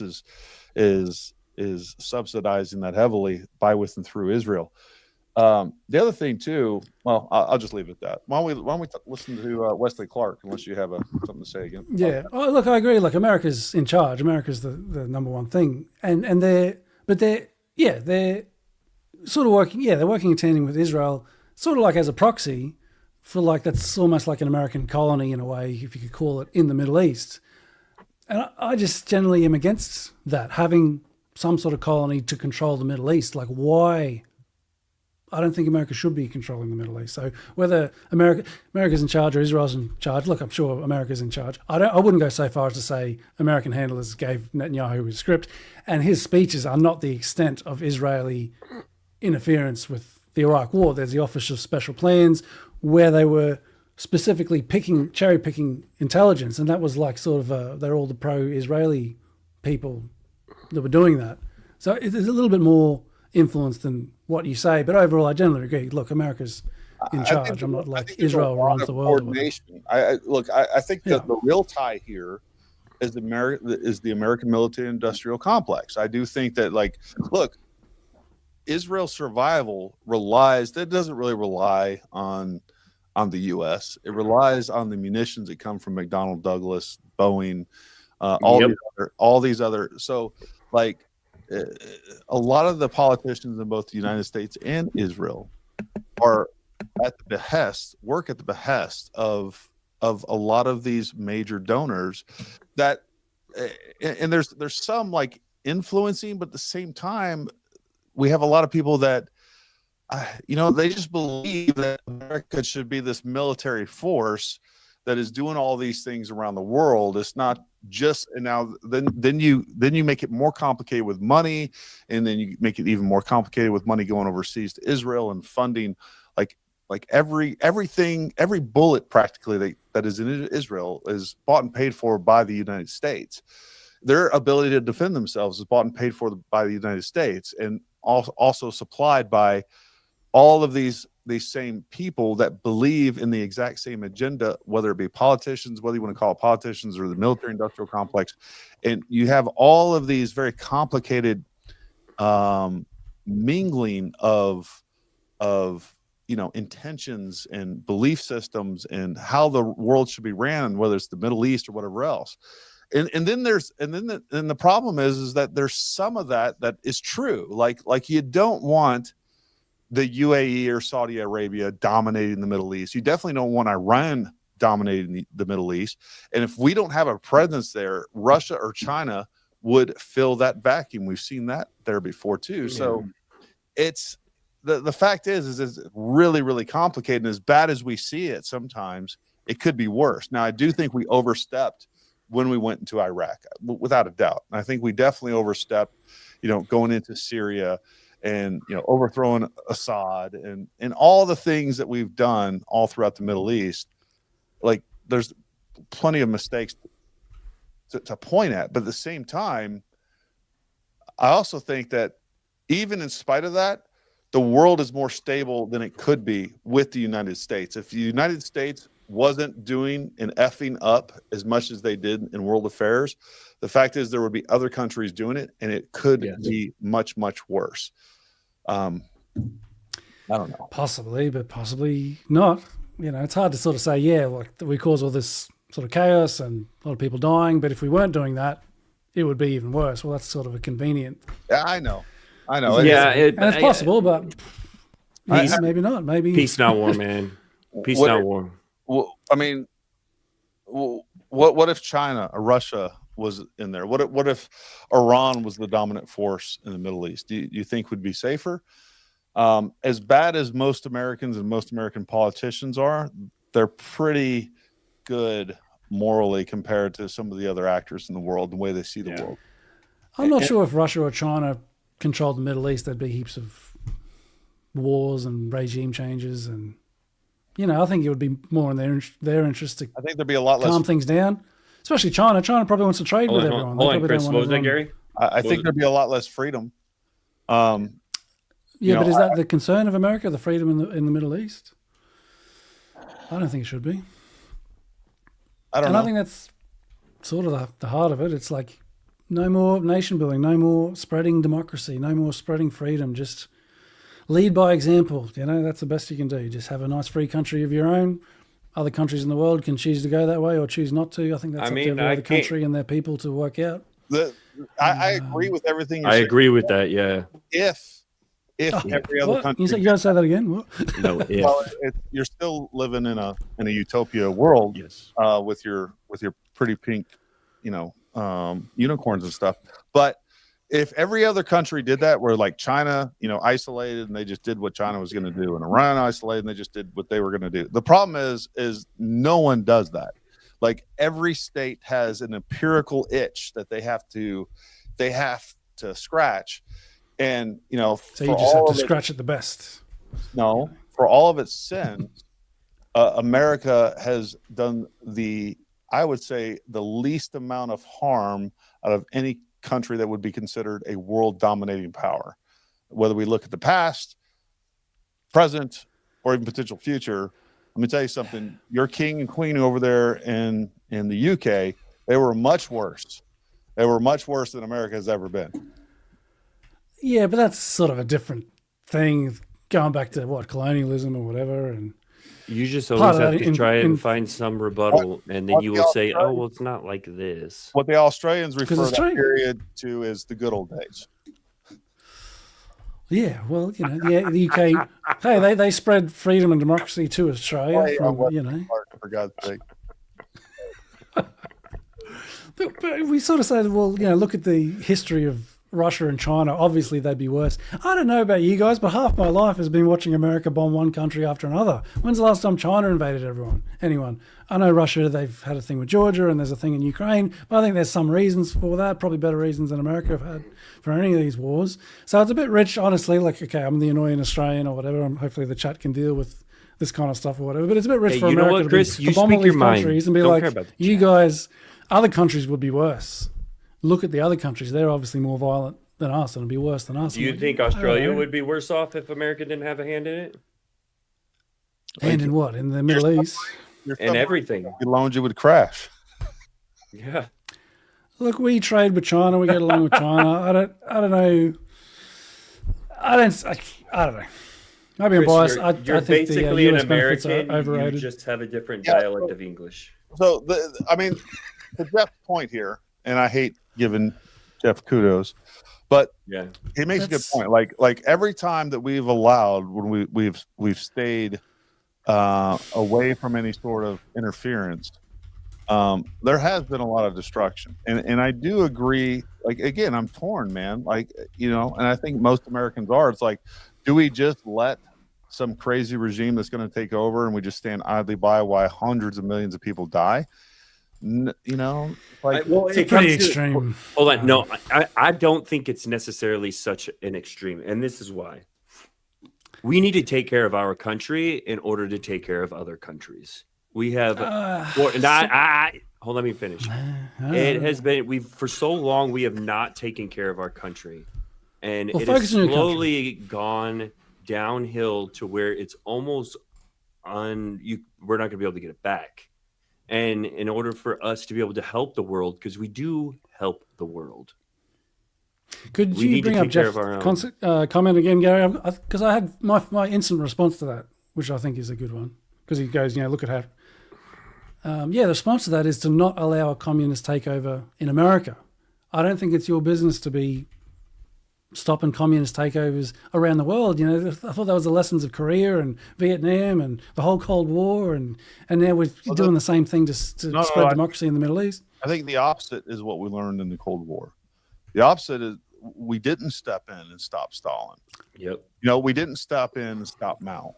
We took an isolationist stance on both of those events, and it cost. What was the Vietnam War about? Well, the Vietnam War was.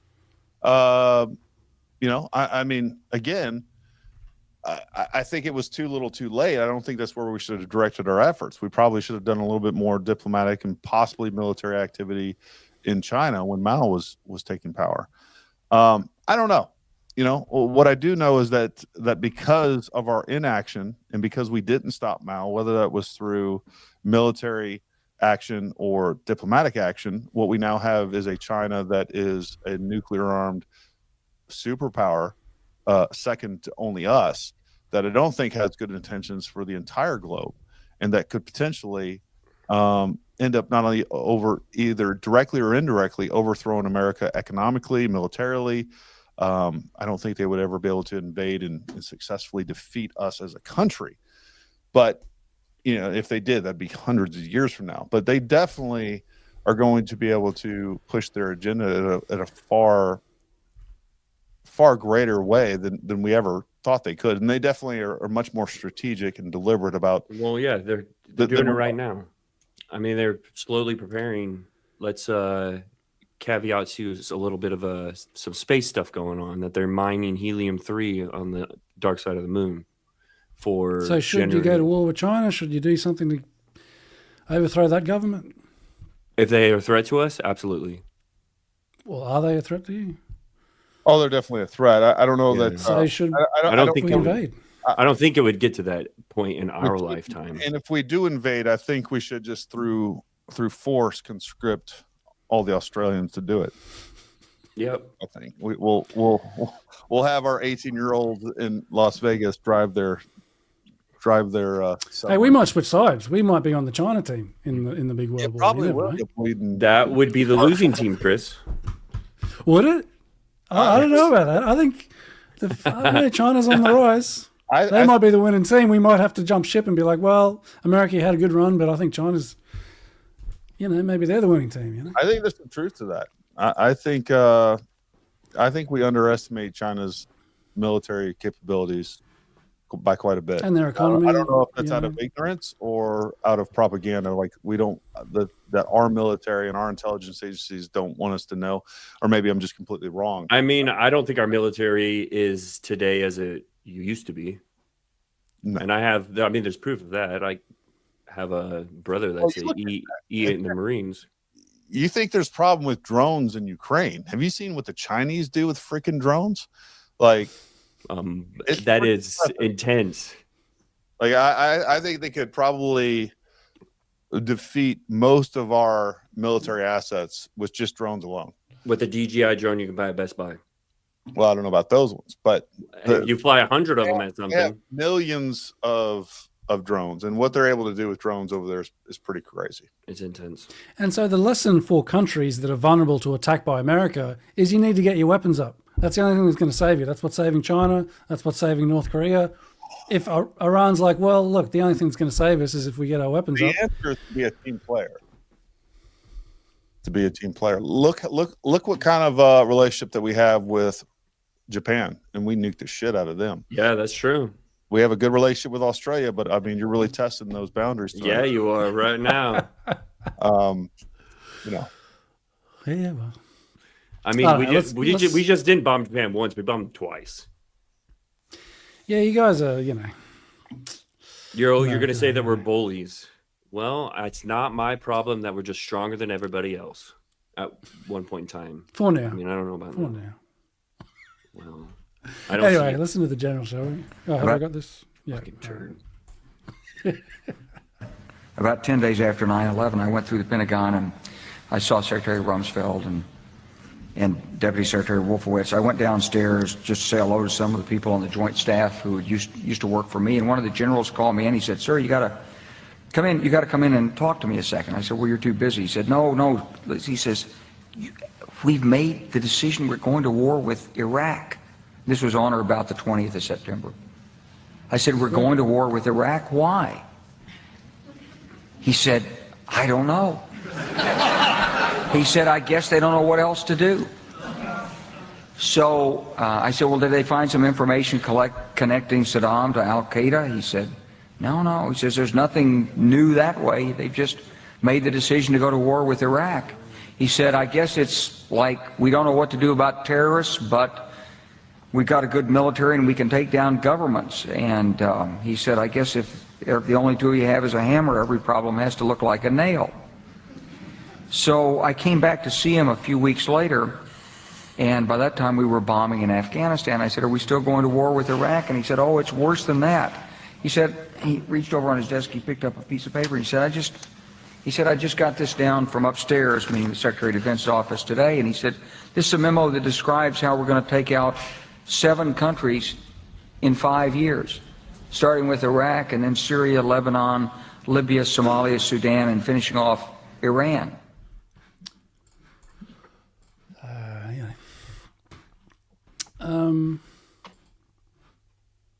And just coincidentally, here we are bombing Iran, last on the list, because pretty much all those countries are gone, haven't they? America definitely directly intervened in a lot of them. Sudan and Somalia, I'm not sure, but I wouldn't be surprised if there's some sort of CIA black ops or whatever fomenting civil wars there. I don't know. I'm just sort of making that up, I guess. But Iran's last on the list. Oh, there he is. There he is.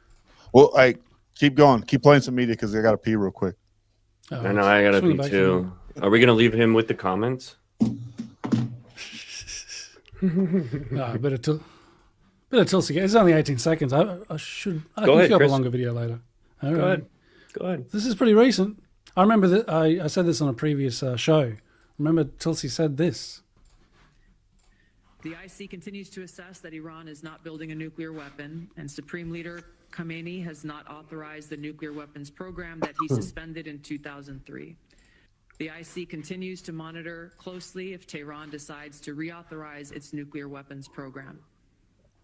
Okay, so that was when she was getting confirmed.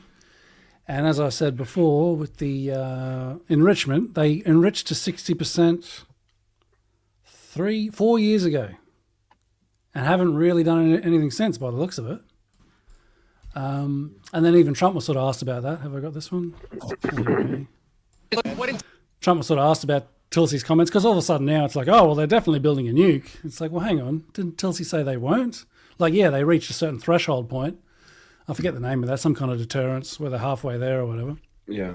But then Trump was asked about it. What intelligence do you have that Iran is building a nuclear weapon? Your intelligence community has said they have no evidence that they are at this point. Well, then my intelligence community is wrong. Who in the intelligence community said that? Your director of national intelligence, Tulsi Gabbard. She's wrong. I mean, all geopolitics aside, that's kind of funny, right? It's like, that's hilarious. Well, your intelligence community is saying that, they're not doing it. Well, why? Who said that? Oh, just the director of your intelligence. Well, they're wrong. Did she actually say that? I don't know. Well, yeah, we just played it before. She said, hang on. One more for Gary. Gary missed this one, I guess. It's only 18 seconds. The IC continues to assess that Iran is not building a nuclear weapon. Wait, when is this? Khamenei. This is when she was getting nominated. Okay. So a few months back. So, The IC continues to assess that Iran is not building a nuclear weapon, and Supreme Leader Khamenei has not authorized the nuclear weapons program that he suspended in 2003. The IC continues to monitor closely I don't know who the IC hold on. to reauthorize its nuclear weapons program. She's not confirmed. She's not going to be privy to information. Yeah, like yeah, she said in response to this, she has walked that back a bit and said there's more context or something. I don't think there really is. Well, I mean, you don't know, and she wouldn't have access to that information. The IC, I hate that term. Like, you can say whatever. The IC community says, who are we talking about? We talking about freaking Clapper? Are we talking about the 51 people or whatever that signed the bullshit document about the Hunter Biden? Is that the IC community? Like, who's the IC? So, you know, I mean, well, who's saying they are going for a nuclear weapon? Where are you getting that from? Because, as I said, yeah, they went to, people point to the 60%, but they've been there for 4 years. What do you a lot of people in the IC. What do you think they're using? Come on, like all bullshit aside, all the Iranian and anti-Jewish propaganda aside for a minute, like, what do you think? Like, you're not going to sit there and say that you don't think that they're trying to get a nuclear weapon. They're getting, I think they've come to a point. Like 4 years ago, they raised it to 60%. It's sort of saying like, hey, we're sort of at a point. We could make the political decision. I mentioned this in a previous episode. Do you think they're going to come out and say that? No, absolutely not. Do you think they're going to put uranium in a bunker if they're not trying to do something bad with it? Come on, Christopher. Well, their sites are getting bombed for years. Like, not just from Israel. Of course, they're going to put their. They didn't have 6 bunker busters and 30 tomahawks. Yeah, you guys did a bit better job. Congratulations. You know. Thank you. Resounding success. Let's credit to the pilots. We don't want to, you know, they flew 36 hours and all that stuff, you know. I just don't know what, like, again, they've more than once have stopped Iranian, you know, inspectors to come in there, the nuclear inspection teams. They've hid sites from them. Like, I think it defies common sense to say that they're not going after a nuclear weapon. Like, you can't say on one hand, and this is the problem that I've had with this entire argument, not just with what you're saying, but it's the same argument that I hear from the left and what other people trying to defend Iran is like, for 1 minute, it's like they don't have a nuclear weapon. And then on the same side of your mouth, you're also saying, well, they have the right to have a nuclear weapon. Like, we all know that they're either have nuclear weapons. I think they have nuclear weapons. I don't think that they're able to transport them or put them on ballistic missiles at this point. And I have no evidence of that. I'm just saying, a nuclear weapon in 2025 is not that hard to make. Like, North Korea can do it. I'm sure and I think the Iranians are more advanced than North Koreans and probably have more money than North Koreans, by the way. So I don't even think that them having a weapon is in question. I don't think they have a deliverable munition. And I think that's where they're probably at in this. So I think the only debate left is, do they have the right to have a nuclear weapon? Probably. They probably have the sovereign right to have a nuclear weapon. Do we have the right to say, you know what, based on your current and your previous actions, we consider you a threat, so we're going to remove that, because we have the right to defend ourselves, even if it's preemptive. And again, that part is up for debate. Whether or not let's just take the bullshit that supposedly they're not going after a nuclear weapon off the table, and I don't even think that's worth arguing anymore. Well, Christopher? Yeah, I'm not exactly sure what to say. I mean, if we bombed their cities and did those types of things, okay, took it a little too far. But if you have someone saying, if I'm like, hey, I'm going to come over there to Australia and I'm going to, Chris, I'm going to do it. I'm going to do it. I show up in Australia and start building a rifle like Jeff is talking about. Yeah, but that's not completely analogous. I have a better and more. Yes, I know. I can see you smiling. A better analogy for this altogether. Let's say I'm someone like, I don't know, the Liver King. And let's say I'm going to travel to Austin and I'm just going to say that I'm going to kick Rogan's ass. Like, do you have the right to take my freedom from me? Apparently in Austin they do, because that son of a gun got arrested for terroristic threats. I don't know if you guys have been following that, but I have. Yes. On a more humorous note, the Liver King has lost his He effing lost mind. his marbles. Yeah. He's gone.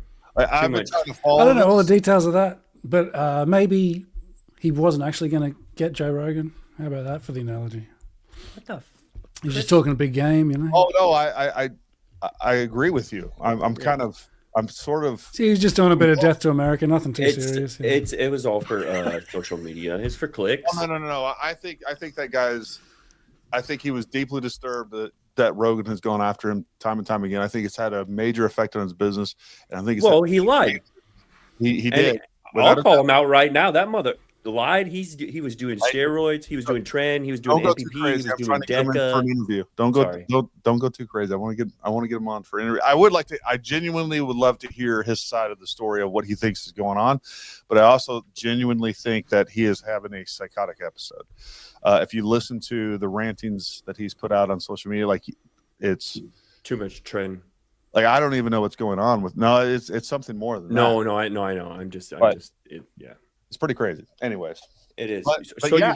who else you trying to get on? Man, I've been gone for a long time. Oh, that's just. I mean, that was that's the one it. I was trying to get on. Oh, my bad. Hey, Liver King, shout out. What's up? Yeah, free Liver King. Free Liver. Free speech. Let's get him on the show. Get This out. is the Dangerous Liberty pod. You did a Dangerous Liberty podcast. Could you imagine Joe Rogan Can't say a few having him spicy on things. after this? What's that? I said, could you imagine him being on Joe Rogan after this? Oh, After he'll like never be on Joe his getting arrested. He'll never. I know he won't. I'm just saying. No, Joe Rogan has gone after him for rightful causes. But anyways, I'm not going to ruin your.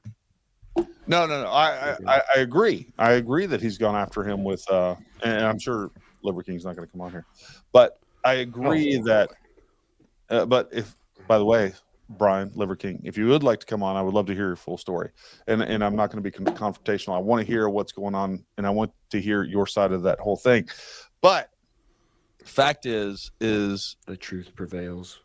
Is that Liver King sold an idea that by eating liver and other organs and this ancestral lifestyle that you could be jacked like him, and that for a long time he said he was clean and that he was natty, right? No, that turned out to be a lie, and that's a problem. Big lie. Yes. There is another part of me where, again, there's a part of me that says, hey, you know what? There's some good things that Liver King does say and do, and absolutely, that I think are beneficial. The fact is, he's a very successful entrepreneur. Yes. He's very successful. I think he could potentially turn things around, but the problem that it comes down to is that all of that success was predicated on a lie. That's the real problem. I think he has an opportunity to turn things around, and I don't think he's capitalizing on that opportunity or going in the right direction. He went the opposite. Going to Austin, traveling to Austin, and trying to pick a fight with Joe Rogan. I don't think it's doing him any good. And whatever economic effects that Joe Rogan had on him, or Joe Rogan going after him had on him, because I think it was severe. I think his business has dropped off a lot, and I'm sure it is. Well, he's getting sued. Well, he's probably getting sued, but he's getting sued. I think it's $25 million. Yeah, and on top of that, I'm sure sales of everything have dropped off, and I'm sure he feels like his entire world is crumbling around him. Well, when it comes, he's just. But the people that are, go ahead. I'll let you finish, and then I'll say something. Sorry. Well, no, I mean, I just think that he could have turned this around and turned this into a productive thing. The fact is that he does have an ability to draw millions in on social media. The fact is he has all the things except for the lie, because I don't think it was all made. His success wasn't just because of the lie. He could be doing some really productive stuff, and he's not. I'll just leave it at that. Yeah, I mean, he made it worse. This is in a lot of the fitness industry with this whole thing. That you know who's doing steroids and you know who's not. Anybody that bought in thinking that liver is really going to do that to you, I'm sorry, but to some extent, like, you knew what you were getting yourself into. the guy looks like he's juiced. He has a great physique for his age, and you can't doubt him on that. But yeah, like you said, a simple lie. I think he just took it. He took it a little too far. Well, I don't think it was just a simple lie. I don't want to diminish it to that point, because it's more significant than that. But I do think, like, once he was found out, when all this stuff came to light, there was a bunch of, for people that don't know, there was, Liver King, and I saw a couple people don't know who Liver King is. Yeah. Liver King, he made a living on social media, got really wild on social media. He already had some in supplements. He pushed the idea of a certain lifestyle, but also eating raw liver and eating like raw testicles and a lot of raw meats and things like that, and working out very hard every single day. And he's constantly denied using steroids, and then it came out. All these emails got released where he was spending about 10 grand a month on PEDs. HGH, test, trend, you name it, he had it.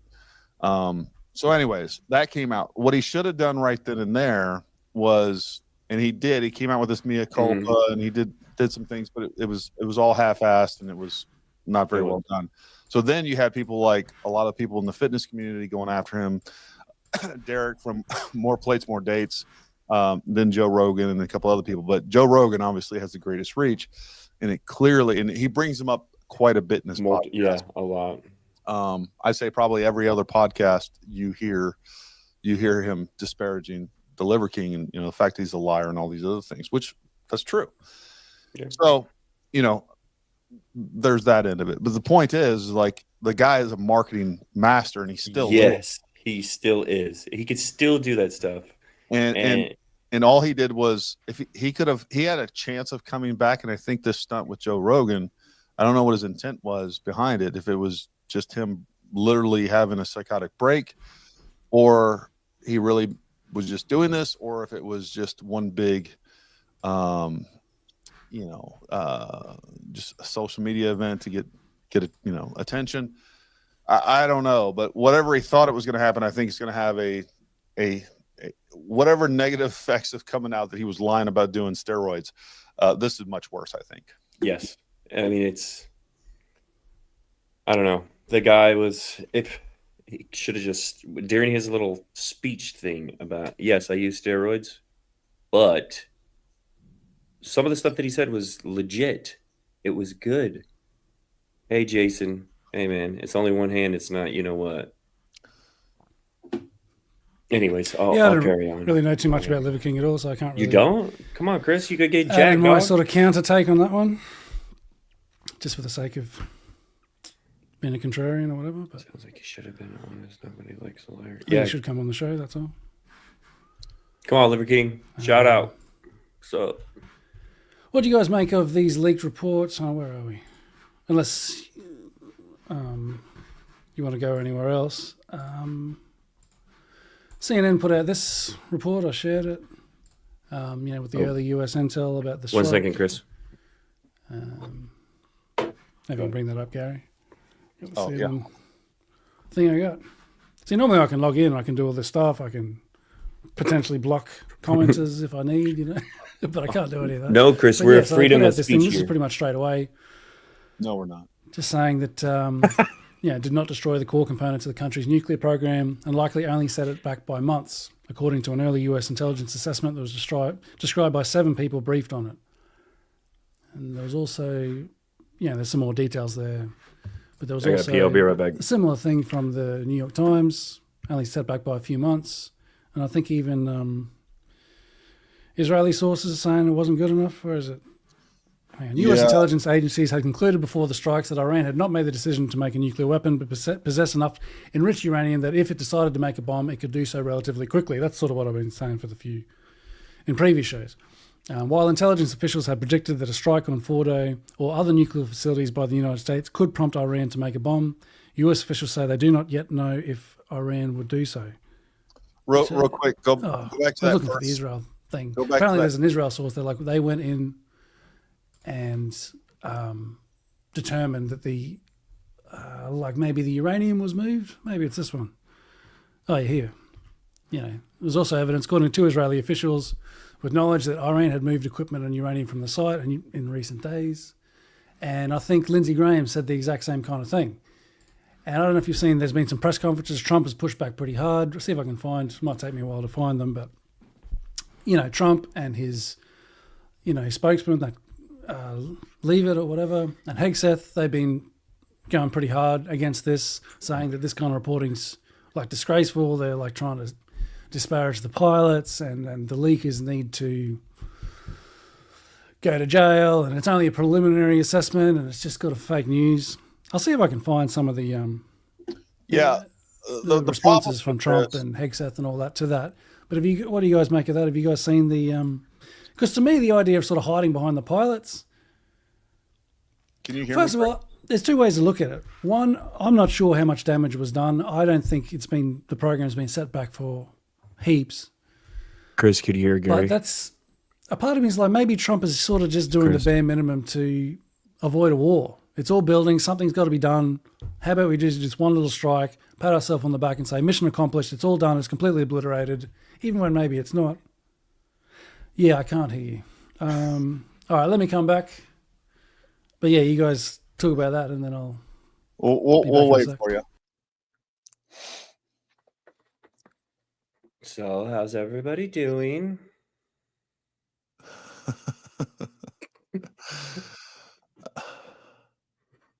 Yeah, look, the problem is early U.S. intel assessment.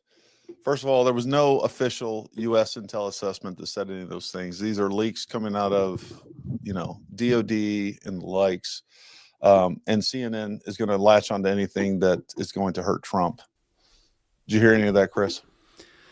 Just the last 2 seconds. So no, not really. Yeah. So anyways, the problem with those reports is, number one, they're from CNN. That's first and foremost. Secondly, it also says U.S. intel reports. Those are not official U.S. intel reports. Those are leaks, and it even says so that's a little bit, I find it incredible to begin with. So there's that. The other thing is, you can also see actual pictures. Like we do have video, or we actually have pictures of the damage that was done on to some of those targets. So I don't think we can't tell much from the pictures though. You can just see a hole. Yeah. Oh, fair. But I mean, like, how do we know what happened 100 meters down underneath the ground? We don't. We don't. And what was there? But as I said, I almost don't want to push back against this because there are people basically saying we need to do more strikes because we haven't taken out enough. I almost want to say, no, mission accomplished, completely obliterated. All the uranium was there. Let's just, call it a day and stay home. I'm literally Googling Iran airstrikes weren't effective, right? And the only person, the only organization reporting this is CNN. CNN, New York Times as well. CNN obviously is very, I don't know. Yeah, they're untrustworthy. I don't find them reliable at all. There has been a lot of intel reports, official intel reports that say the opposite. So, like, which one of those are true? And right now, I have fairly credible sources that I'm going to say that the Trump administration, I believe the Trump administration over CNN. And here's the thing, is like, I think the Trump administration knows what they're up against. I don't have any reason to believe that they are lying about that. I'll just leave it like that. I do find lots of reasons why CNN would contradict the Trump administration, not because they're truth tellers, but because they're a propaganda machine. So, yes. I mean, I think both have reasons to lie, both the media that doesn't like Trump and Trump, because Trump said it was completely obliterated like straight away. And then when Hegseth is trying to dismiss these sort of reports saying the opposite, he's saying, well, the only way to know for sure is you're going to have to like dig under all that rubble. Yet Trump said it was completely obliterated like straight away. Or the pilots knew when they dropped it. Like, how would the pilots know flying over? And Trump also said that Israelis went to the ground and confirmed. Like, how would that even happen? Israel's just walking around in. Well, Israel's been. I mean, I know they're there, but cells there since 2000, longer than 2007. So the pilots. Do you think they assessed the underground facilities? The pilots literally only know what they've been given in the mission brief. They could exactly Yeah. be told that, hey, we're bombing a terrorist Smurf compound, and they're going to drop the bombs where they're told. So I agree with that assessment. I do think there's enough reporting, and I think there would be even a lot more pushback internationally if those CNN reports were indeed true. I don't think we know. And we may never know. But just when Trump comes out and says complete obliteration, I'm like, yeah, we don't know. I'm not even sure that you know, Trump. My bias is that almost every time that CNN reports something, it's good to go the opposite direction. Exactly. I think that's true. And that's like my bias against American intel about whatever country we've got to bomb. Sure. Same kind of bias. Sometimes there's an exception. Yeah, it's hard to work out. It's tough. I'm just happy that it didn't kick off. When Trump did his bombing, and he said, "All right, now's the time for peace," which is kind of crazy, like to just bomb a country. When they were going to negotiate 2 days later, like Trump later said, "Well, I told them they had an ultimatum; they had 60 days to come to the table, or they were going to get attacked." I don't think in the last week they were saying, "All right, well, you got 3 days, or we're going to bomb you." They were saying, "In 5 days, we're going to sit down for another round of negotiations." But then it's like, "Nah, psych, I'm just going to smash you."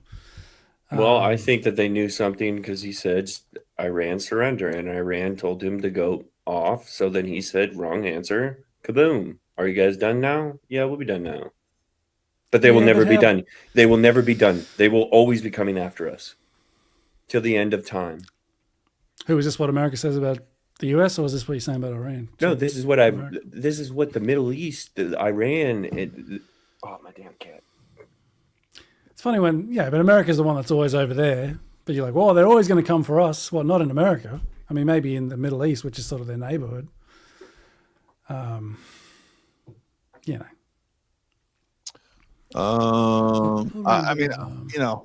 don't know. Like, for every report that you can find that supposedly says that really, you can do like a 5-to-1. I can find like 5 different reports to everyone against CNN saying that the U.S. airstrikes were effective.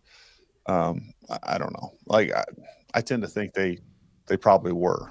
And I think they were. Yeah, they would have done massive amount of damage. But the idea that it's how much did it set it back? I mean, these reports that it's a few months, maybe it's a couple of years, but it's like, I mean, is that life now? Is that just bomb Iran every couple of months, or every couple of years, and just hope that it doesn't escalate to a big war, which it could have if Iran were crazy fanatics that actually really tried to kill Americans in the Middle East and their bases. Which if they had the nuke, they would launch it. Would you agree? After this, if they had the nuke, they would launch it? No, because mutually assured destruction still exists, and that only makes sense as if they're suicidal.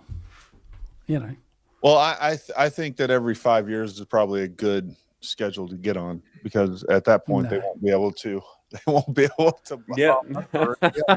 If they're spending billions of dollars trying to re-up their nuke program every 5 years or so, they won't have the money to fund Houthis. They won't have money to fund Hezbollah. They won't have money to, all of these other terrorist organizations and activities that they partake in throughout the Middle East and the rest of the world. They'll be spending money on rebuilding infrastructure. Well, maybe they could be innovative and come up with other ways to fight back that are cheaper and don't involve nukes. Yeah, I'm probably sure they'll not. be doing that. What do you mean probably not? I mean, they have their proxies. There's this talk of sleeper cells in America. I think that's ridiculous. There was an NBC story that apparently Iran had told, they basically said to Trump, if you attack us, our sleeper cells in the US will start attacking, which is just ridiculous. As if Iran is going to ring up America and be like, hey, by the way, we've got all these sleeper cells in your country and we're going to activate them. There's just so much sort of propaganda and fake news coming out. Oh, there might be sleeper cells there, but the idea that Iran have told Trump, we've got sleeper cells in America, and if you bomb us, we're going to start doing terrorism in America. I mean, there's just no way. I mean, I guess only time will tell. It would be a bad idea for them to do that. That's for damn sure. Yeah, but what we're saying with launching a nuke, that's pretty bad. That'd be a bad idea for them too. I do think that there is and I don't know if they're just Iranian. I do think out of the millions of people that have been let in the country in the last few years, I do think there's a real threat of sleeper cells, somewhat organized terrorists that have been trained. I do think that's a real threat, and I do think there's plenty of opportunity for that. I don't know how effective it'll be. It could be. What the most likely course of action on something like that's going to be is some organized mass shootings or something along those lines. I think that is a very real possibility, and I think that does many things, and I think that achieves many goals. Number one, as soon as there's a mass shooting, we're going to see people pushing for legislation against gun rights, which will make Americans even more vulnerable to something like that in the future. So that takes care of that. I think there was plenty of opportunity. I don't think it's very hard to pull off. I think it's very low cost at the end of the day. I think that is probably the most likely course of action that we're going to see. If we see anything, I would be shocked that in the next couple of years or even couple of months that we don't see something like that can be tied back to Iran. I think that would be. I think that is highly likely. Do you think this attack has made that more or less likely? I think it's make it more likely in the sense of radicalizing people that have no idea what they're talking about or what's really going on and just hate America that are already here. But I mean, if America's bombing your country, I mean, I'm sure you can get mad at that. I don't really see that as irrational. If someone bombed your nuclear facilities, you'd be pissed, right? You wouldn't want to just take it on the chin. Well, we just wouldn't allow anyone to do that. That's why we bombed them first. Yeah. See, this only works as long as you're got the military dominance, which I don't think is going to last forever. I think it's kind of short-sighted. Mm. And especially with drones and more easier ways for terrorists and stuff to I agree with those points. I think there is I think that America is definitely going to have to get smarter if they're going to continue to do some of these types of actions, because I do think we are more vulnerable than ever to some of these, whether it's drone warfare, whether it's sleeper cells, whether it's lone terrorists, whether it's radicalized. I mean, there's all kinds of people on the left that would happily fight for Iran right now that are natural born Americans, but yet they still would fight for Iran. I mean, this has never not really been an issue. So, Mark, thanks for the super chat there. When it comes to sleeper cells, just think of what you're capable of, Gary, when you think of trained groups. Absolutely. Trained radicalized groups that are, that know they're going to die and then are not afraid to die. I think it's absolutely true. The answer is, and I think America's out there needs to stay armed in the U.S. I really do. Absolutely. That's something that we preach all the time. You guys got to stay armed. You got to be trained. You need to get training. You need to get medical training. You need to have a gun on you at all times. You need to be able to be prepared to defend yourself, your family, people around you, carry everywhere and get trained. Cats. Make sure you protect your cats. I just think America's presence in the Middle East. Don't say that. Fighting over there, either for Israel's sake or for the sake of America having a footprint in the Middle East, that just creates more risk for America. You can say, look, some people are going to hate America no matter what, but surely at least there's some people that will point to America's presence in the Middle East as justification for their for their terrorism. There's just everybody lay their guns down. There would be no war. They're not going to do that. What was terrorism wasn't invented last week, and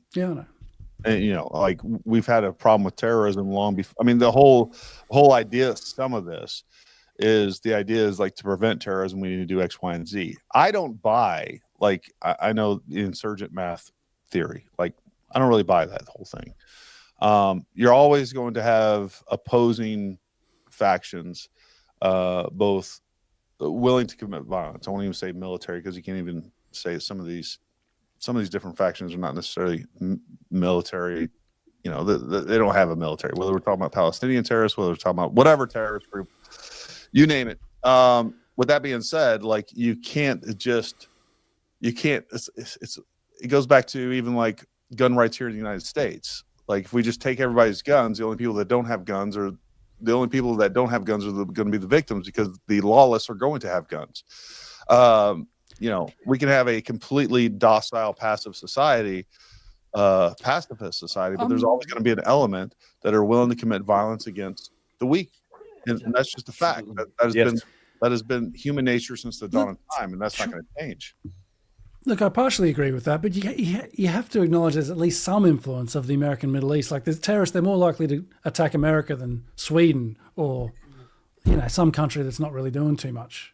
Well, the reason, somewhat of the justification that we've been able to, I don't know, world police or whatever it is it is much harder to attack the United States between the armed society that we have here in the United States, and on top of that, the geographic isolation that we have. I was just about to say that it is set up strategically to not be attacked. We have been able to act in the world with relative impunity because of those factors. So I don't know. That means you should take on the risk to be the world police. I think there's a balance to be had. I don't think we've achieved that balance, but we can't let terrorists in the world just run amok. We can't let terrorists and these crazy regimes get to a point where they are a genuine threat to our homeland. Like that is unacceptable. As a matter of fact, if we allowed it, let's say we just stood back, we let Iran do whatever they wanted, and then 3 years from now, we have a nuclear holocaust in New York City because of an Iranian bomb. Well, now we're going to be like, well, look at all the things that we should have and could have done to stop this in retrospect. Like, I think there's a balance to be had with this. We haven't found it yet. I'm not sure that we'll ever find it, but I don't think complete isolationism is the way to go either. Yeah, I'm just more for building up your military, defending your own borders. I don't think, the threat of Iran bombing America isn't on the horizon anytime soon. I don't even think America or even Israel is arguing that. That's a long way off. If it's coming anywhere close to that, and you guys would be able to tell with your intelligence or whatever, that's a different story. But that's not what we're talking about here. We're talking about Iran basically being a threat to Israel or Americans in the region connected to Israel anyway, or connected to maintaining a presence in the Middle East, which I don't see the value of. I think in this particular instance, the right balance, given their track record, was to strategically and surgically strike their nuclear weapons facilities, and that's what we did. Who knows how effective it was? I think it's probably more effective than we're probably giving them credit for, and I think it is going to set them back quite a bit, both financially and materially, for quite a bit of time. So I think if there was ever a time that we can sit back and say, you know what, this made sense out of all the different things that the United States has done and the missteps that we've taken in the Middle East, I think this makes the absolute most sense. And I can't. A targeted strike that didn't blow up into anything. I can't complain too much. That's what's crazy to me. That's what I'm here for. I mean, you guys would be boring if you're just like, yeah, rah, rah, America. It would be. I mean, who wants to see that? It would be an echo chamber.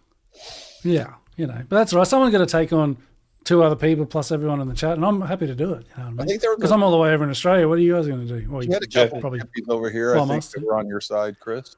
No, Jeff is just trying to stir the pot. He's been against Chris this entire time. He even talked trash about Chris's music, which I defended because I think your music's awesome, by the way. So Jeff's all right. Me and Jeff, we get along. Yeah. He doesn't like what I say. I don't. Well, we disagree, but that's fine. He's a good sport. Yeah, and even here, I agree with Jeff, but I'm also, there's a part of me that is, I don't know. I find almost any report that comes from the FBI about terrorist cell this and terrorist cell that a little suspect. What I do think is they occasionally need some of these arrests to justify things like the Patriot Act and the overwhelming surveillance and their funding the United States and its citizens. Yes. I mean, they've been doing it for a long time. They're still doing it right now. They're probably, who knows? Jeff could be one of them. Isn't that right, Jeff? Actually, I'm going to bet Jason. I don't like Jason. Jeff says, I appreciate Chris wanting to see both sides. It's just like that he weighs both morals equally. Take that, Chris. Not sure exactly what you mean there.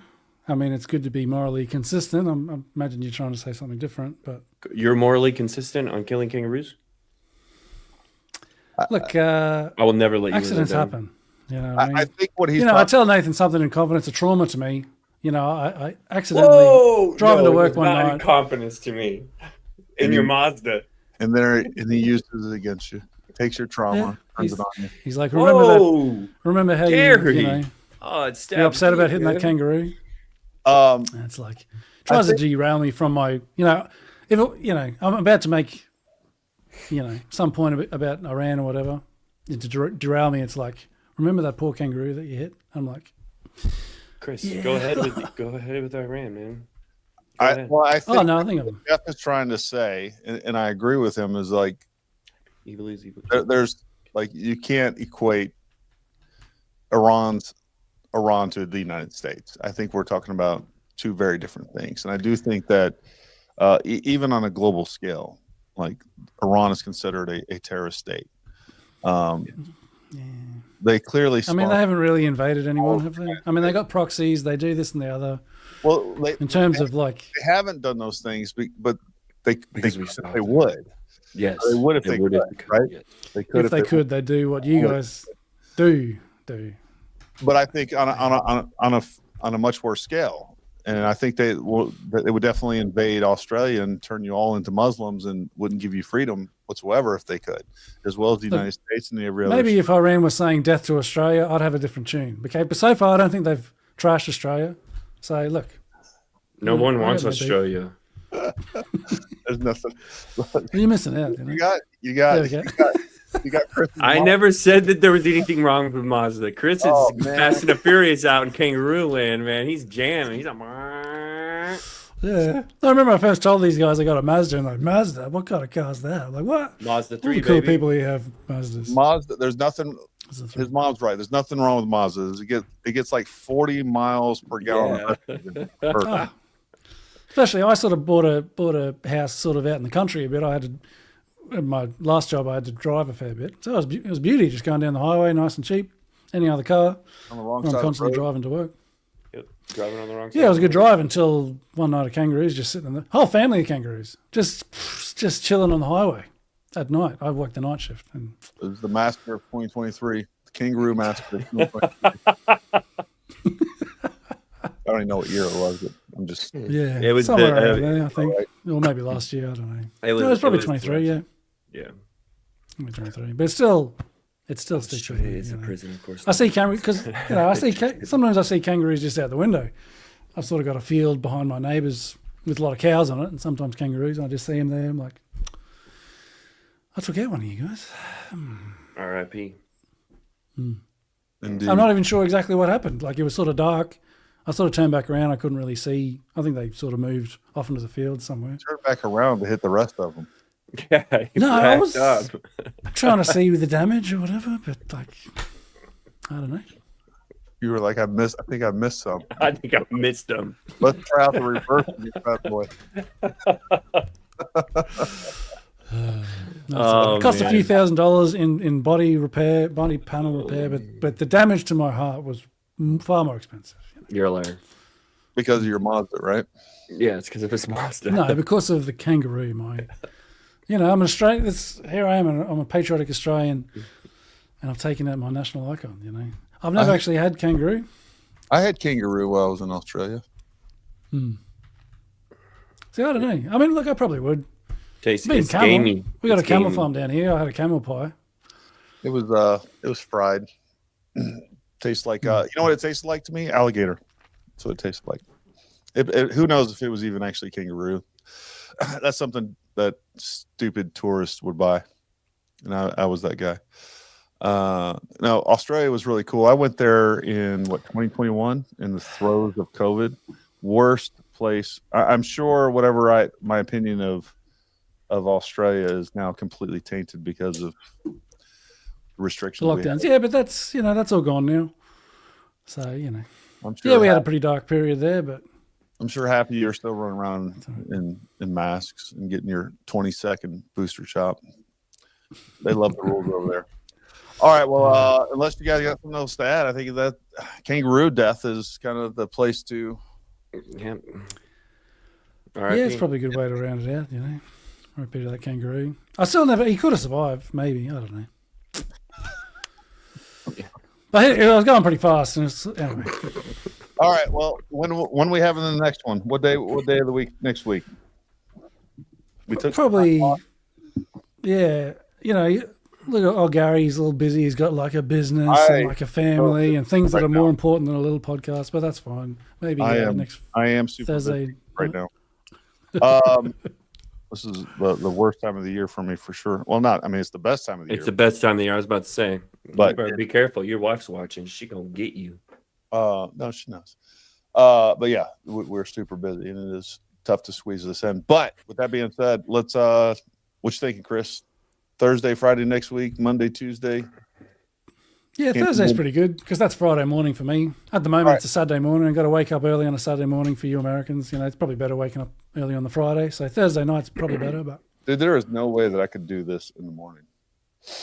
You're yeah, so this is what I do for you. I wake up like an hour before the show, and I've got to get it all together. I've got to take on the American empire as they bomb another country. 3rd. And for July 3rd, we're gonna do an Independence Day.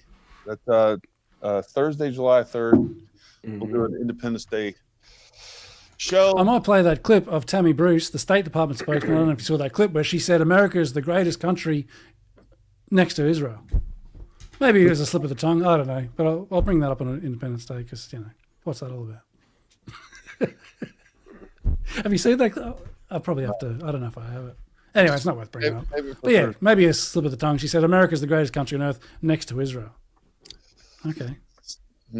All right. Well, with that, folks, come Thursday, next Thursday at 8 p.m. 8 p.m. That'll be July 3rd, 8 p.m. Eastern time. We will see you all then. Until next time, don't listen to the media. Come here for your media. Counter Media Podcast. It's great to see everybody. Goodbye. Goodbye, everyone. Bye.